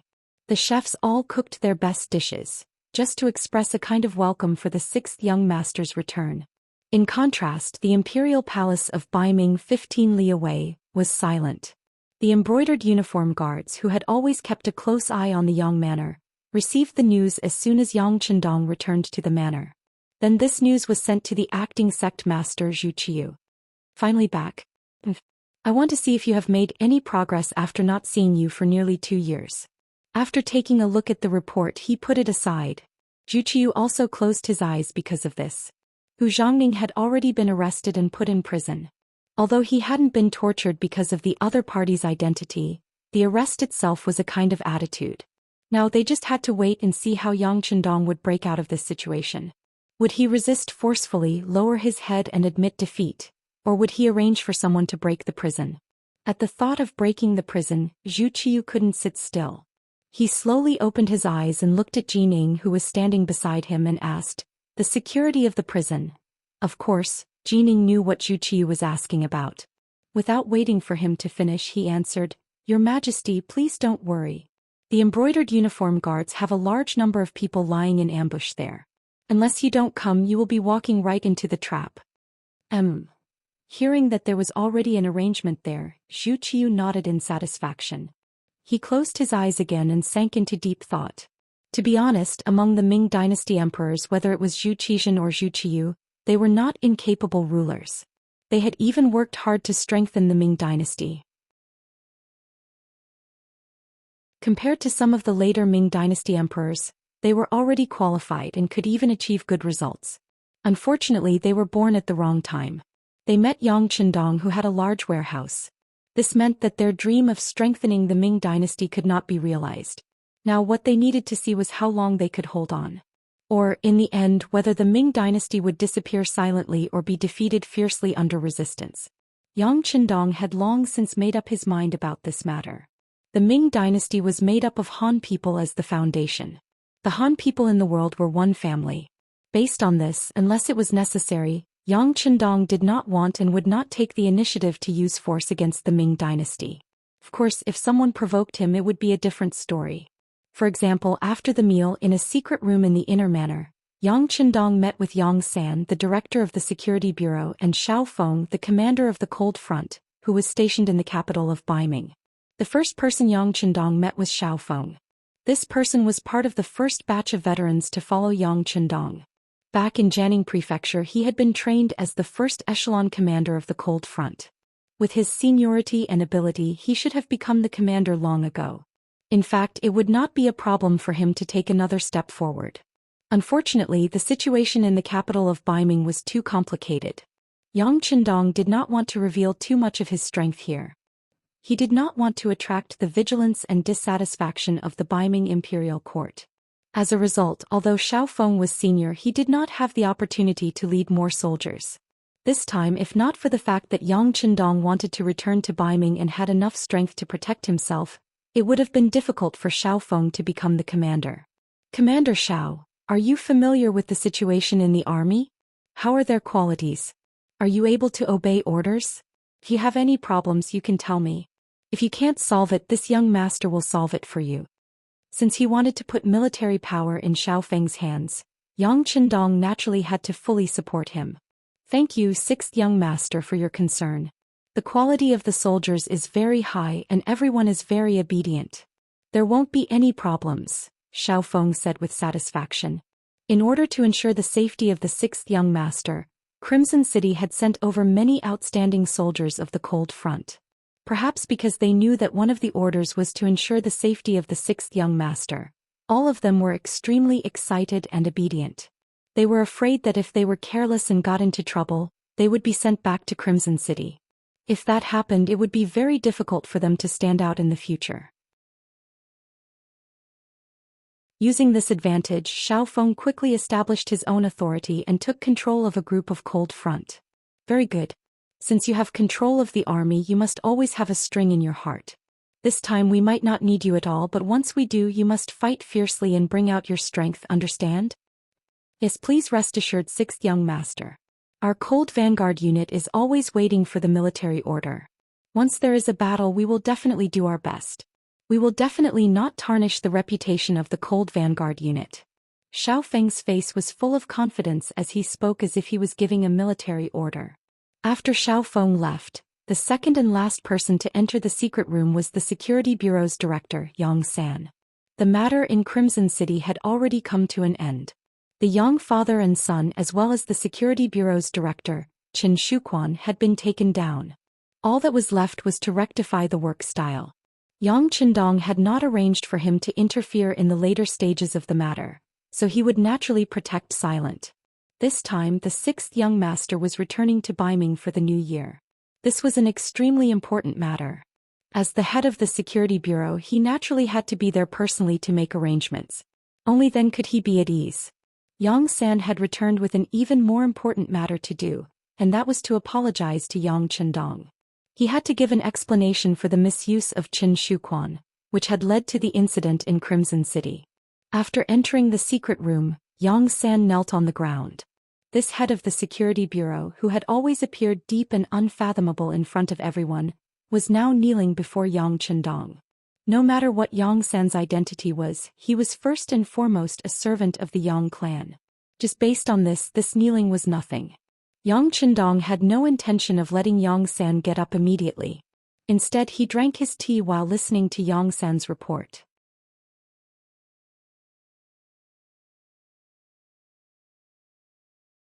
Chapter 793.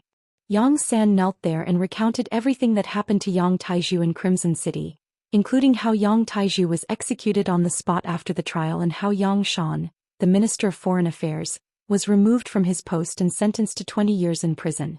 Yang Qindong had already seen the telegram and was well aware of the situation. Yang Qindong didn't have the slightest bit of pity for the fate of Xianxia and his son. He had already given them enough benefits and a golden path was laid out in front of them. However, some people just didn't want to reach out and grab it. They weren't satisfied and wanted to take the risk. They couldn't blame others for their fate. This was especially true for Yang Shan. He was not valued in the southern Ming Empire and was even ostracized. In the end, he was sent to the northern Ming Empire as an emissary. This was originally a very difficult mission to complete. If not for Yang Qindong's help, even if he could return from the northern Ming Empire to the southern Ming Empire, it was likely that his superior, the Minister of Rights, Lu Da, would not give him any good results. Not only did he forget about such kindness, but he also wanted to obtain even more things from it. If Yu Mian hadn't told Yang Qindong all of this, he really didn't dare to imagine what would happen to Crimson City in the long run. Would there be a day when the palace would fall? Once the three madams fell into the enemy's hands, even if Yang Qindong wanted to do something, he would have to hold back. When he thought of how terrible the situation would become, Yang Qindong wanted nothing more than to kill Yang Shan. But in the end, Crimson City's Legal Affairs Committee sentenced him to 20 years in prison. Yang Chendong, who advocated the rule of law, naturally wouldn't say anything. If even he didn't respect the law, how could others respect it? Yang Chendong threw the matter of the Yang father and son to the side. He was more concerned about the military. He couldn't believe that the military didn't know anything about such a huge incident. Although the truth was that a battalion commander and 3 company commanders had been roped in by the Yang family, Yang Chendong still felt that something was amiss when the matter only involved such low-ranking officials. This time he called Yang San over with the intention of questioning him face to face. Tell me, this incident shouldn't only involve a battalion commander and 3 company commanders, right? Did Leng Song and Gao Xiong not know anything about it beforehand? Yang Chendong's voice was calm, but the question he asked was very serious. One could imagine that if Yang San had a problem with someone, a slight twitch of his mouth would probably cause an unacceptable situation. The problem was that in front of Yang Chendong, even if Yang San had selfish motives, he wouldn't dare to show it. The appearance of the CIA was already a threat to the Security Bureau. It was believed that in the future, any important information would not be monopolized by the Security Bureau. It would have to go through the CIA's review. This made Yang San even more careful when he spoke. Young Master, Commander Gao Xiong hasn't been on the island recently. I heard that some yellow-haired people and unknown ships suddenly appeared at sea. Now the Navy's main target is those people. As for the Army, Commander Leng Song might have noticed something. Yang San was very careful with his words. Yang Chendong couldn't help but frown slightly. He knew very well what Yang San's words meant. When it came to a high-ranking official like Leng Song, one had to be very careful with their words. And what do you mean by, notice something? Tell me in detail. Yang Chendong put down his teacup and listened attentively. Yes. Young Master, according to our investigation, Yang Taizhu had a close relationship with Commander Leng Song for a period of time. However, for some reason the relationship between the 2 sides suddenly became cold. Afterwards, we also suspected that Yang Taizhu wanted to bribe Division Commander Leng. For this reason we did a special investigation. Later we found that there was no economic relationship between the 2 sides. It was all because Division Commander Leng Song heard about the establishment of the First Army.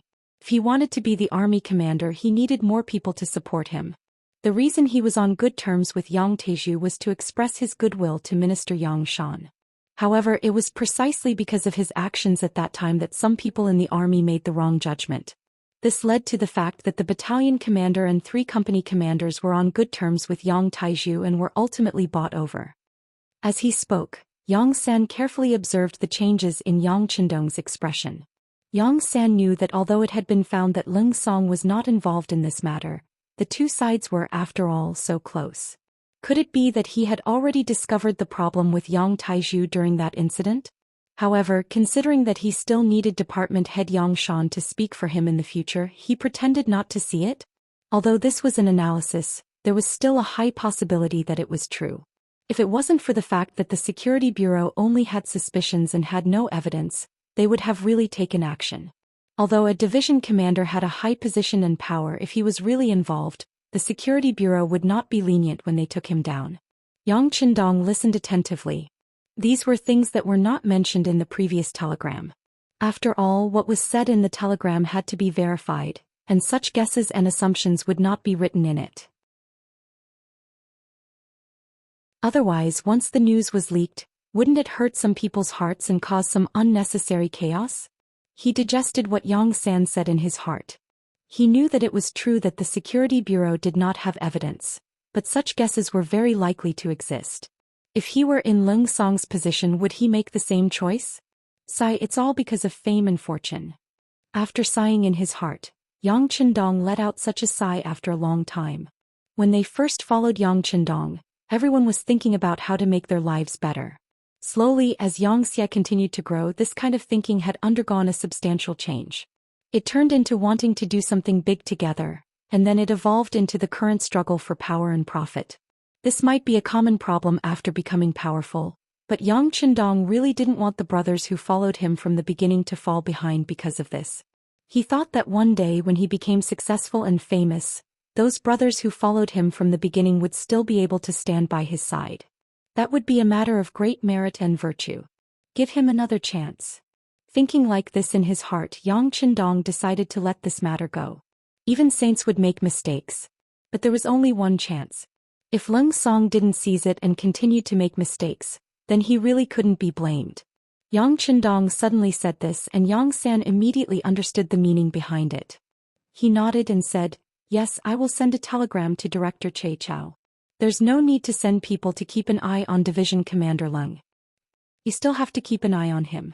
Not only Leng Song, as long as any official in Crimson City feels that there's something wrong with him, you can send people to keep an eye on him. This is one of the responsibilities of your security bureau." Yang Qindong waved his hand generously.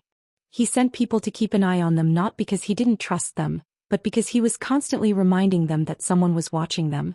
They had to know what they were doing and not make mistakes. Yes. Yang San hurriedly nodded his head. "Right, you can get up too." Yang Qindong saw that Yang San had also knelt for a while. The punishment and reminder had been used, so he gestured for him to get up. Since the sixth young master gestured for him to get up, Yang San had to stand up. He immediately nodded his head and got up. Just as he steadied himself, Yang Qindong spoke again. "How's Little Yu's rectification campaign going?" "Sixth young master, it's been done very well. We've already found many problematic officials. Those who should be punished were punished and those who should be fired were fired. We've also won the support of many people." Yang San was quite excited when he talked about this matter. It was obvious that this campaign was progressing well. Yes, those who have problems must be caught, but those who don't have problems must also be rewarded. Don't make everyone nervous. Someone still needs to do the work. By the way, the Security Bureau should support the establishment of the CIA as much as you can. Don't think that this is a division of power. As our territory grows larger, there will be more and more opportunities for problems to arise in the future. The Security Bureau alone is no longer enough, understand? Now that they were talking about the CIA, Yang San naturally nodded his head. He wanted to add a few words, such as how the Security Bureau's work had not been done properly, but when he thought about how the sixth young master probably wouldn't like to hear such self-criticism, he shut his mouth. The leader of the CIA was the fifth Madame Sumonaire. Rather than expressing his loyalty here, it was better to support her work. When the time came, the fifth Madame would report his performance to the sixth young master, and the results would definitely be much better. Alright, let's talk about the situation in the capital. Has my father-in-law suffered any grievances in the imperial prison? Putting the matter of Crimson City aside for now, Yang Qindong finally turned his attention to the situation at hand. No, Yang San quickly replied. It was clear that he was extremely concerned about this matter. We have people on duty in the imperial prison. Lord who hasn't been punished. It's clear that the other party doesn't really want to punish him. They just want to test him. Yang Qindong nodded his head approvingly. Instead of arresting Hu Zhangning earlier or later, they had waited for the news that he was about to enter the capital before arresting him. This was an extremely obvious signal. From this, it could be seen that his arrival had scratched Zhu Qiu's itch. Zhu Qiu wanted to arrest Hu Zhangning, but he was also worried that he wouldn't be able to bear the consequences. Yang Qindong could see through all of this. It was precisely for this reason that he wasn't in a rush. On the contrary, he calmly said, "Let's talk about what the others think."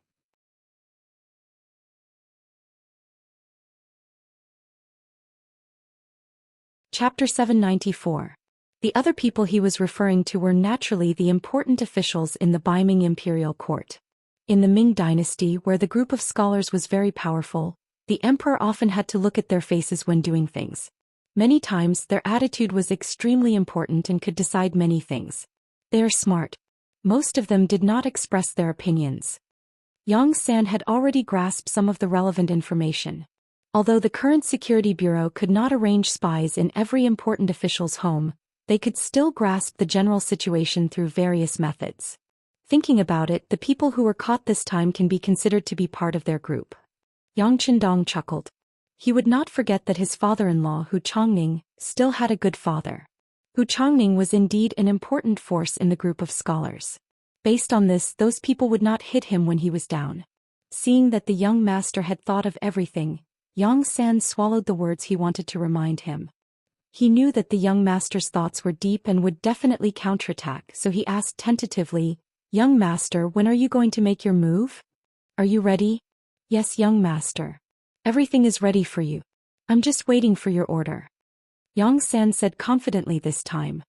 Very good. Yang Qindong was satisfied with Yang San's performance. When he was on his way, he had received the news of Hu Chongning's arrest from the Security Bureau. Since the other party had already made their move, how could he not be prepared? Were they trying to test him? Then he would give a response so that it would not be too boring for one person to perform a one-man show. Wait for my news. This time we will play with them. Yang Qindong's face revealed a slightly mocking smile. As soon as the news of his return spread out, Dai Zongma summoned the 7 important officials under him for a meeting. This matter was first passed to the ears of the Security Bureau through Su Youzhen's mouth, and then it was passed to the ears of the Security Bureau. Yang Qindong thought that all of this was very normal. Among the 7 important ministers, the grandson of the Minister of Appointments, Wang Zhi, followed him, and the granddaughter of the Minister of Rights, Hu Shao, married him. This meant that they would not give the emperor any ideas to deal with him.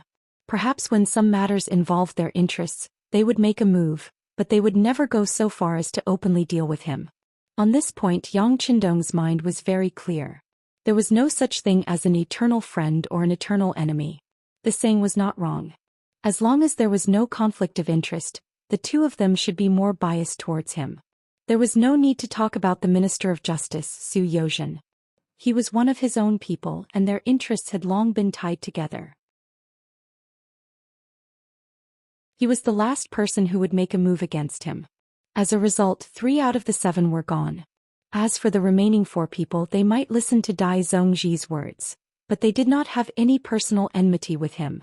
In addition, before he left more than a year ago, he had dealt with the Minister of Justice, Yu Shiyue. This was tantamount to a show of force, which was equivalent to ringing the alarm bell for them. When he had to deal with a person with all his strength, even the emperor could not protect him. This was very alarming. Unless it was necessary, they would not use all their strength to deal with him.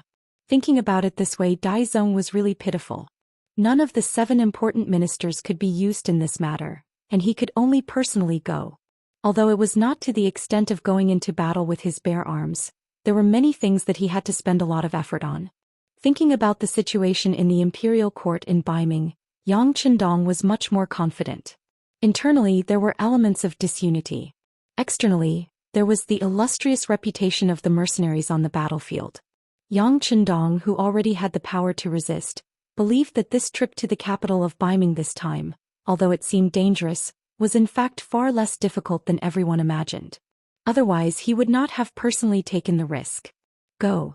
This time, my safety is truly in the hands of the Bureau of Security. Yang Qindong made up his mind and slowly stood up. Young master, be at ease. We will do our best to ensure the safety of the young master. Yang San also stood up and spoke as if he was making a military order. With the official business over, Yang Qindong returned to the inner courtyard.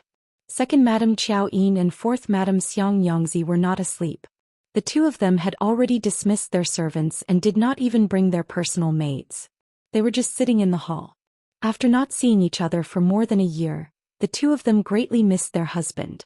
In the past, they had the experience of sharing the same bed. Although it was very embarrassing, reality had already told them that one of them was no longer able to satisfy their husband. Since this was the case, the two of them would go into battle together. The decision had been made, but after all, they had not done it for more than a year. Their faces were still red with embarrassment. When Yang Qindong appeared, they lowered their heads even more. However, the 6th young master's hearty laughter was heard. No one knows their husband better than his wife. Madams, I'm here. The current situation was indescribable, but in short, it was a storm. A battle was unavoidable. After the energetic Yang Qindong had more or less tidied up the two madams, he hugged each of them with one arm and began to chat. Although the two ladies had just experienced a war, and were already very tired after all, they hadn't seen their husband for so long, so they still had a lot to say in their hearts. This made them forcibly resist their sleepiness and stay to talk to Yang Qindong in detail. 7th older sister is very pitiful. Although she does not have to worry about food and drink in the manor, I can see that her mood is somewhat depressed. Qiao Yin lay under Yang Qindong's arm and changed to a more comfortable position. She took the initiative to bring up Yang Duo's matter. Among his sisters, Yang Qindong respected his eldest sister the most. He loved his seventh older sister the most. Anyone who was close to him could see this. That was why Qiao Yin timely cried out for Yang Duo's innocence. Gossip is a fearful thing. Yang Qindong said these words with a sigh. In feudal society, women had always been in a subordinate position. As the saying went, if you marry a chicken, follow the chicken. If you marry a dog, follow the dog. This was a true portrayal of their lives. Yang Duo was a divorced woman. Although it was said that because of Yang Qindong's interference, it was not a divorce but a divorce. After all, she was not an ordinary person.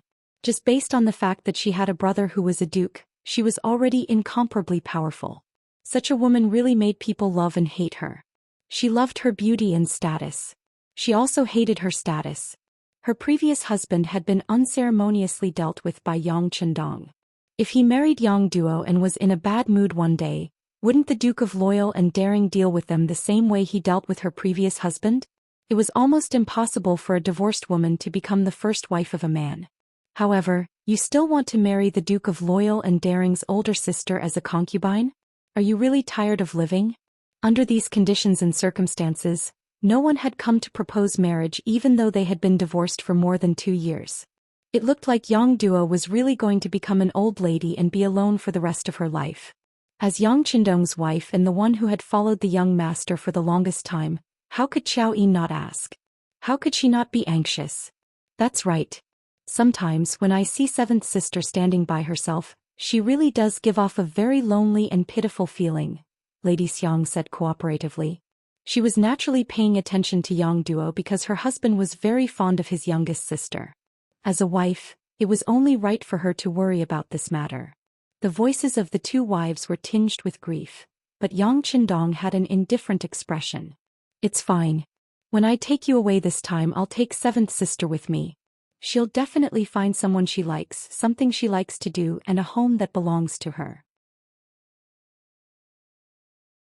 In the capital, Yang Qindong did not only have seventh sister, but she was the only one without a husband, so she was the most suitable person to be taken away. Others would not say anything, and they would only say that he was a younger brother who valued friendship, so there was no need to be polite. Hearing that Yang Qindong was going to take Yang Duo away, Qiao Yin breathed a sigh of relief. She was really worried that her husband would only take them away and leave seventh sister behind. If that was the case, she did not dare to imagine what would happen. At the very least, she would often accompany seventh sister and chat with her. But once she was gone, wouldn't seventh sister be even more lonely? With Yang Duo's problem solved, a new one appeared. Husband, what are you going to do about Junko? You've left her here for more than 2 years. What are you going to do? That's right. Little sister Junko is also very beautiful. The fourth madam, Lady Xiang, began her act of leaving a gap, and then raised her head to look curiously at Yang Qindong, who was lying beside her. When it came to Junko's matter, Yang Qindong naturally couldn't be as indifferent as when he was talking about seventh sister. From the bottom of his heart, which man did not love beautiful women? Especially Junko's body was full of nobility, and she was very beautiful and smart. But if he had to take her for himself just because she was beautiful, Yang Qindong could not do such a thing. On the contrary, his heart was still very conflicted. He must conquer the Japanese Empire. This was not only a matter of the plan, but some things had already begun to be carried out secretly. The artillery had been sent out, and he heard that the other side was actively preparing. But because the matter was too big, if he did not have the confidence to succeed in one shot, he could not act rashly. This was why there was no decisive battle. The day when the Japanese Empire was in chaos would be the day when Yang Qindong would attack. At that time, how could he face Junko? He had destroyed her home, and now he wanted her to follow him wholeheartedly. Even though Yang Qindong was very confident in some aspects, he did not think that he could do it. With such a contradiction in his heart, Yang Qindong adopted an indifferent attitude towards Junko. With the idea of letting nature take its course, if the other party really wanted to stay, of course he would welcome her. If the other party must leave, then he would let her go. It could only be said that they were not fated to be together.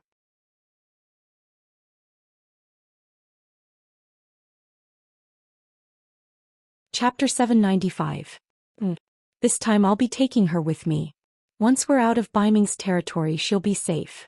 At that time I'll let her choose what path she wants to take. Yang Qindong took a deep breath and made a difficult decision. Is husband willing to part with her? Qiao Yin asked playfully. She naturally didn't know what was on Yang Qindong's mind. She only thought that he wouldn't be able to throw away his face, which was why he came up with such an excuse. Yang Qindong naturally wouldn't explain too much. After all, he was well aware that sometimes it was impossible to reason with a woman. He laughed heartily and said, "It's been a long time since you've gone to the capital for a stroll. It's almost the new year, so it must be very lively. How about we go to the Immortal abode for a drink tomorrow?"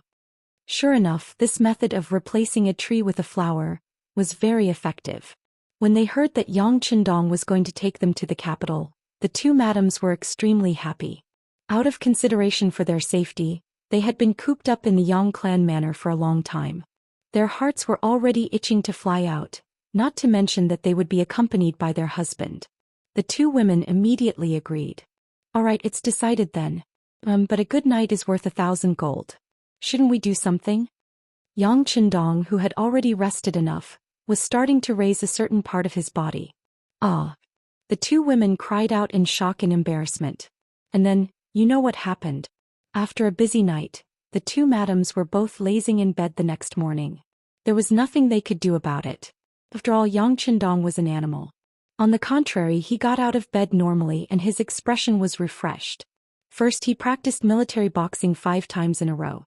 Then he ran 5 kilometers with the guards. When he returned to the manor for breakfast, he called for his wife to accompany him. The two of them whispered to each other for a long time, but outsiders didn't know what they were talking about. At 9 in the morning the sun was already high in the sky. Only then did the two madams get out of bed with the help of their maids. After a simple bowl of porridge they began to put on their disguises. Another hour passed, and when the clock struck 10:15, the two women boarded the largest carriage in the manor. Together with Yang Qindong, they set off for the capital 15 li away. Of course, this carriage was different. The first carriage with shock absorbers had followed Yang Qindong, first madam and third madam, to the southern Ming dynasty. This carriage was the latest one, and it was more luxurious than the previous one. The wheels of the carriage were not the commonly used wooden wheels, but leather wheels that seemed to have been modified from rubber. There were also many shock absorbers added. The interior of the carriage was also much larger, and there were even many thin fabrics placed in the inner layer of the carriage. This would not increase the weight of the carriage, and in case someone attacked with a bow or even a gun, it would be able to defend against arrows and bullets. The carriage left the Yang family manor, accompanied by the 2 guards and more than 100 black cavalry. Unlike yesterday, the Wolf Fong Special Forces and Ghost Shadow snipers were nowhere to be seen. Under the escort of more than 100 black cavalry, the carriage left the manor and headed straight for the Yongding gate of the capital. The moment the carriage left the manor, the embroidered uniform guard spies who had been keeping watch outside received the news. This news was then reported up through the ranks, and it didn't take long for it to reach Chief Eunuch Jin Ing. "It seems like he's about to make a move. Have someone keep a close eye on them. Without orders they're not to act rashly." Jin Ing still didn't know what Yang Qindong was planning, so she could only wait and see. This allowed Yang Qindong's group to enter the capital without any obstructions. The 100-some black cavalry appeared on the streets of the capital in an awe-inspiring manner. Their appearance naturally attracted the attention of the common people. And a piece of news quickly began to spread through the crowd. "This is the Duke of Loyalty, known as the War God. Not long ago he was ordered by the Emperor to reclaim Tulu City. I heard that just the Mongol cavalry alone killed over 10,000 people and saved countless of our Han people." An elegant young master stood in the crowd and told the news he knew. "What? There was such a thing? Why haven't I heard of it before?" Many of the commoners who suddenly heard this revealed shocked expressions. There was also this person who had a disapproving expression. It was clear that they would not believe this kind of rumor. "Of course you wouldn't have heard of it. Let me tell you, isn't it almost the new year? When the time comes, His Majesty will announce it as a joyous occasion for the entire country. This news is still under lockdown. If not for the fact that I have a friend who is an official in the Bureau of Military Personnel, I wouldn't have heard of this news either." The elegant young master found a legitimate reason, his face saying that he had many connections and couldn't be like them. Yes. My master also mentioned it in his residence. It really is true, a man in the garb of a retainer in the crowd suddenly said, cooperating with the young master. This immediately drew everyone's attention. For a matter, if one person said it was true, it might not be credible, but when more people said it was true, then it couldn't be treated as idle. For a time this news blew like a cold wind in all directions, and some people with big mouths began to spread this news out. But as the instigator, the young master and his servant had long disappeared into the crowd. They were originally secret agents of the Security Bureau and were used to playing many roles. What happened just now was just a very common case in the mission. When the news spread, Yang Qindong's carriage was moving through the crowd. It was rare for people to make way for him from afar. This was a form of respect for heroes, but how could it not be a reflection of the people's hearts? The embroidered uniform guards who had been following the carriage were also stunned by this scene. However, it was clearly too late to investigate the source of the news. Seeing how much the common people loved the Duke of Loyalty, they had no choice but to report this news to their superiors. In the imperial palace, Zhou Xian, who had also heard the news, was waiting for the latest developments. Suddenly, he heard a report from one of his subordinates. When he heard the rumors on the streets, his face filled with anger and he suddenly roared, "This is kidnapping, kidnapping! When he went to attack Talu City, when did he receive our edict? What is he trying to do? Does he think that because he has the support of the common people, we don't dare to do anything to him? This is Baiming's capital. Here we have the final say, we have the final say." Seeing the emperor's anger, Jining dropped to her knees and cried, "Your Majesty, please calm down, Your Majesty, please calm down. In truth, if you think about it carefully, this isn't a bad thing. Since this news has spread, it must be the work of the Duke of Loyalty.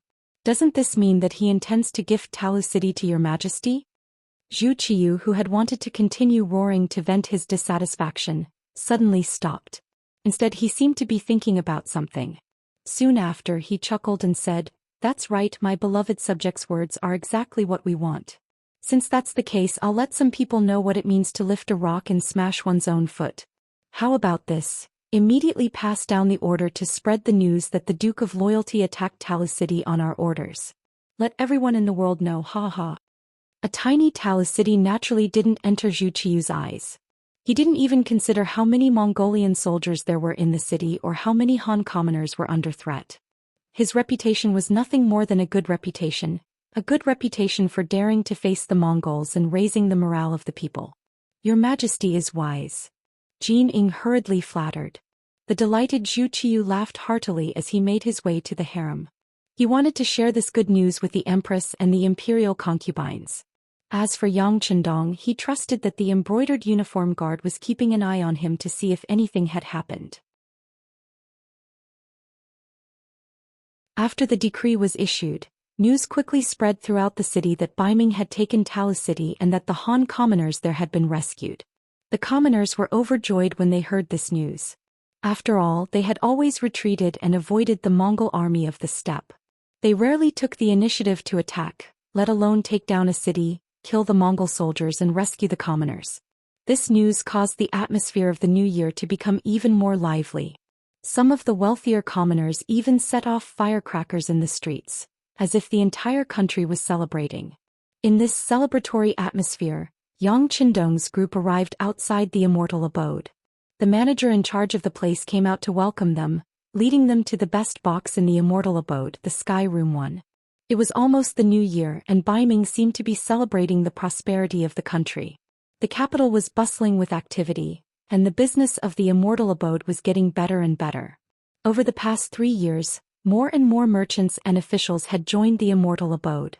Gradually, the Immortal abode became the most luxurious place in the city. It was as if an important friend had come, and if they didn't treat him to a meal, they would be neglecting him. In this atmosphere, the mark of the Yang clan on the Immortal abode grew increasingly faint. In the Immortal abode, Yang Qindong's group entered a private room and sat down. In a residence 3 streets away from the Immortal abode, a vigorous youth pushed open the door and entered. When he saw the official seated in the main hall, he dropped to his knees and said, "This lowly one, Qingua, pays respects to my lord. Lord, this person is called Qingua. He is very clever," an embroidered uniform guard official whispered into the official's ear. The person called Milord had a rather pale complexion. Even if one looked closely, they wouldn't be able to see any beard at the corner of his mouth. With this insignia, his identity was obvious. He was most likely a eunuch. Eunuchs that the embroidered uniform guard tried to curry favor with tended to have great backgrounds. This was indeed the case. This person's surname was Jin, but his given name was incomplete. He was one of the adopted sons of Jin Ying, the great eunuch of the ceremony bureau. The 13 swords Shen Kuan, who had tried to assassinate Yang Qindong in the south, had been sent by this person.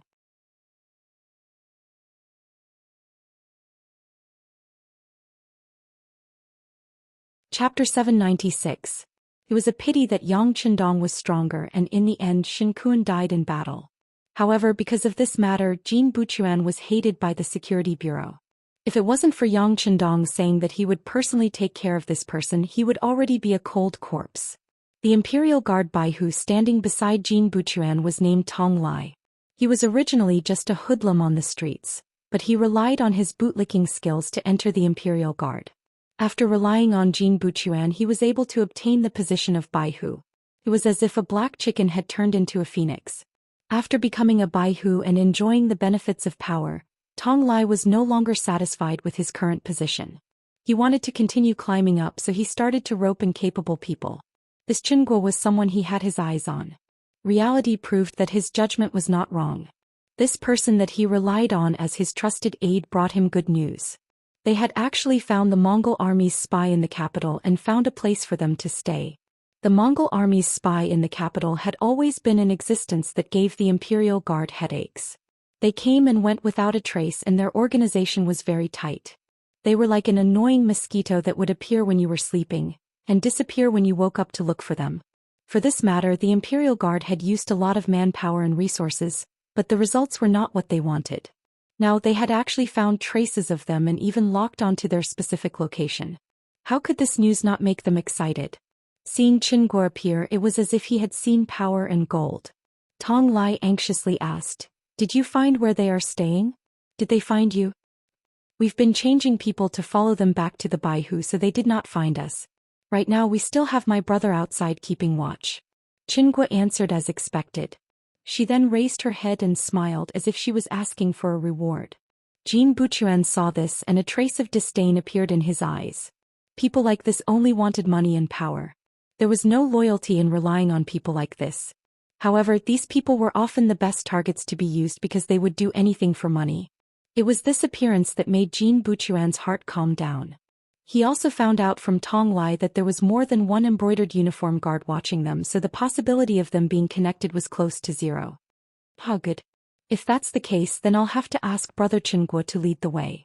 The sound of a male duck's throat was extremely thin, making people feel uncomfortable after hearing it.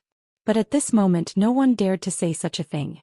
They all lowered their heads and cupped their fists, saying, "Congratulations, sir, for making a new contribution. Let's go." Jin Buchuan, who appeared to be extremely happy, laughed heartily as he walked out of this ordinary little courtyard under the escort of the crowd. Qingguo lowered her head and walked at the very front. Her lowered head revealed a resolute expression, completely different from the flattering smile from before. Other than himself, no one else knew about his other identity. One of the secret agents of the Security Bureau. He was one of the members who had infiltrated the embroidered uniform guard 3 years ago. Because he had never been sent on a mission, his identity was unknown to outsiders. But just a few days ago, when he had just returned home, he had suddenly been captured and brought to an unknown place with his head covered. There he had met his highest superior, the head of the Security Bureau, Yang San. In his excitement, he had accepted a new mission. From that moment on, Qingguo knew that his opportunity to perform a meritorious service had come. If he performed well, he might even be able to stand out among his peers and bring glory to his ancestors. With this excitement, he carefully studied every detail of the mission, which led to the scene where he took the initiative to appear here today. The others didn't know what Qingguo was thinking. Everyone still treated him as one of their own, following behind him as they walked down the main street. What he didn't know was that every step he took forward was a step closer to death. Following behind Qingguo, it didn't take long for them to arrive at a place bustling with activity. This place was clearly more lively than many other places nearby. If this wasn't the Immortal abode, where else could it be? They're here. Jin Buchuan couldn't help but frown when he saw the Immortal abode. It wasn't because he felt that something was wrong, but because he had just received news that the Duke of Loyalty had come to the Immortal abode with his 2 wives. Jin Buchuan felt a bit of fear towards the Duke of Loyalty. Even though this person was so powerful that even his godfather had to avoid him, the main reason was that he was the one who had sent the assassin Shen Kuan.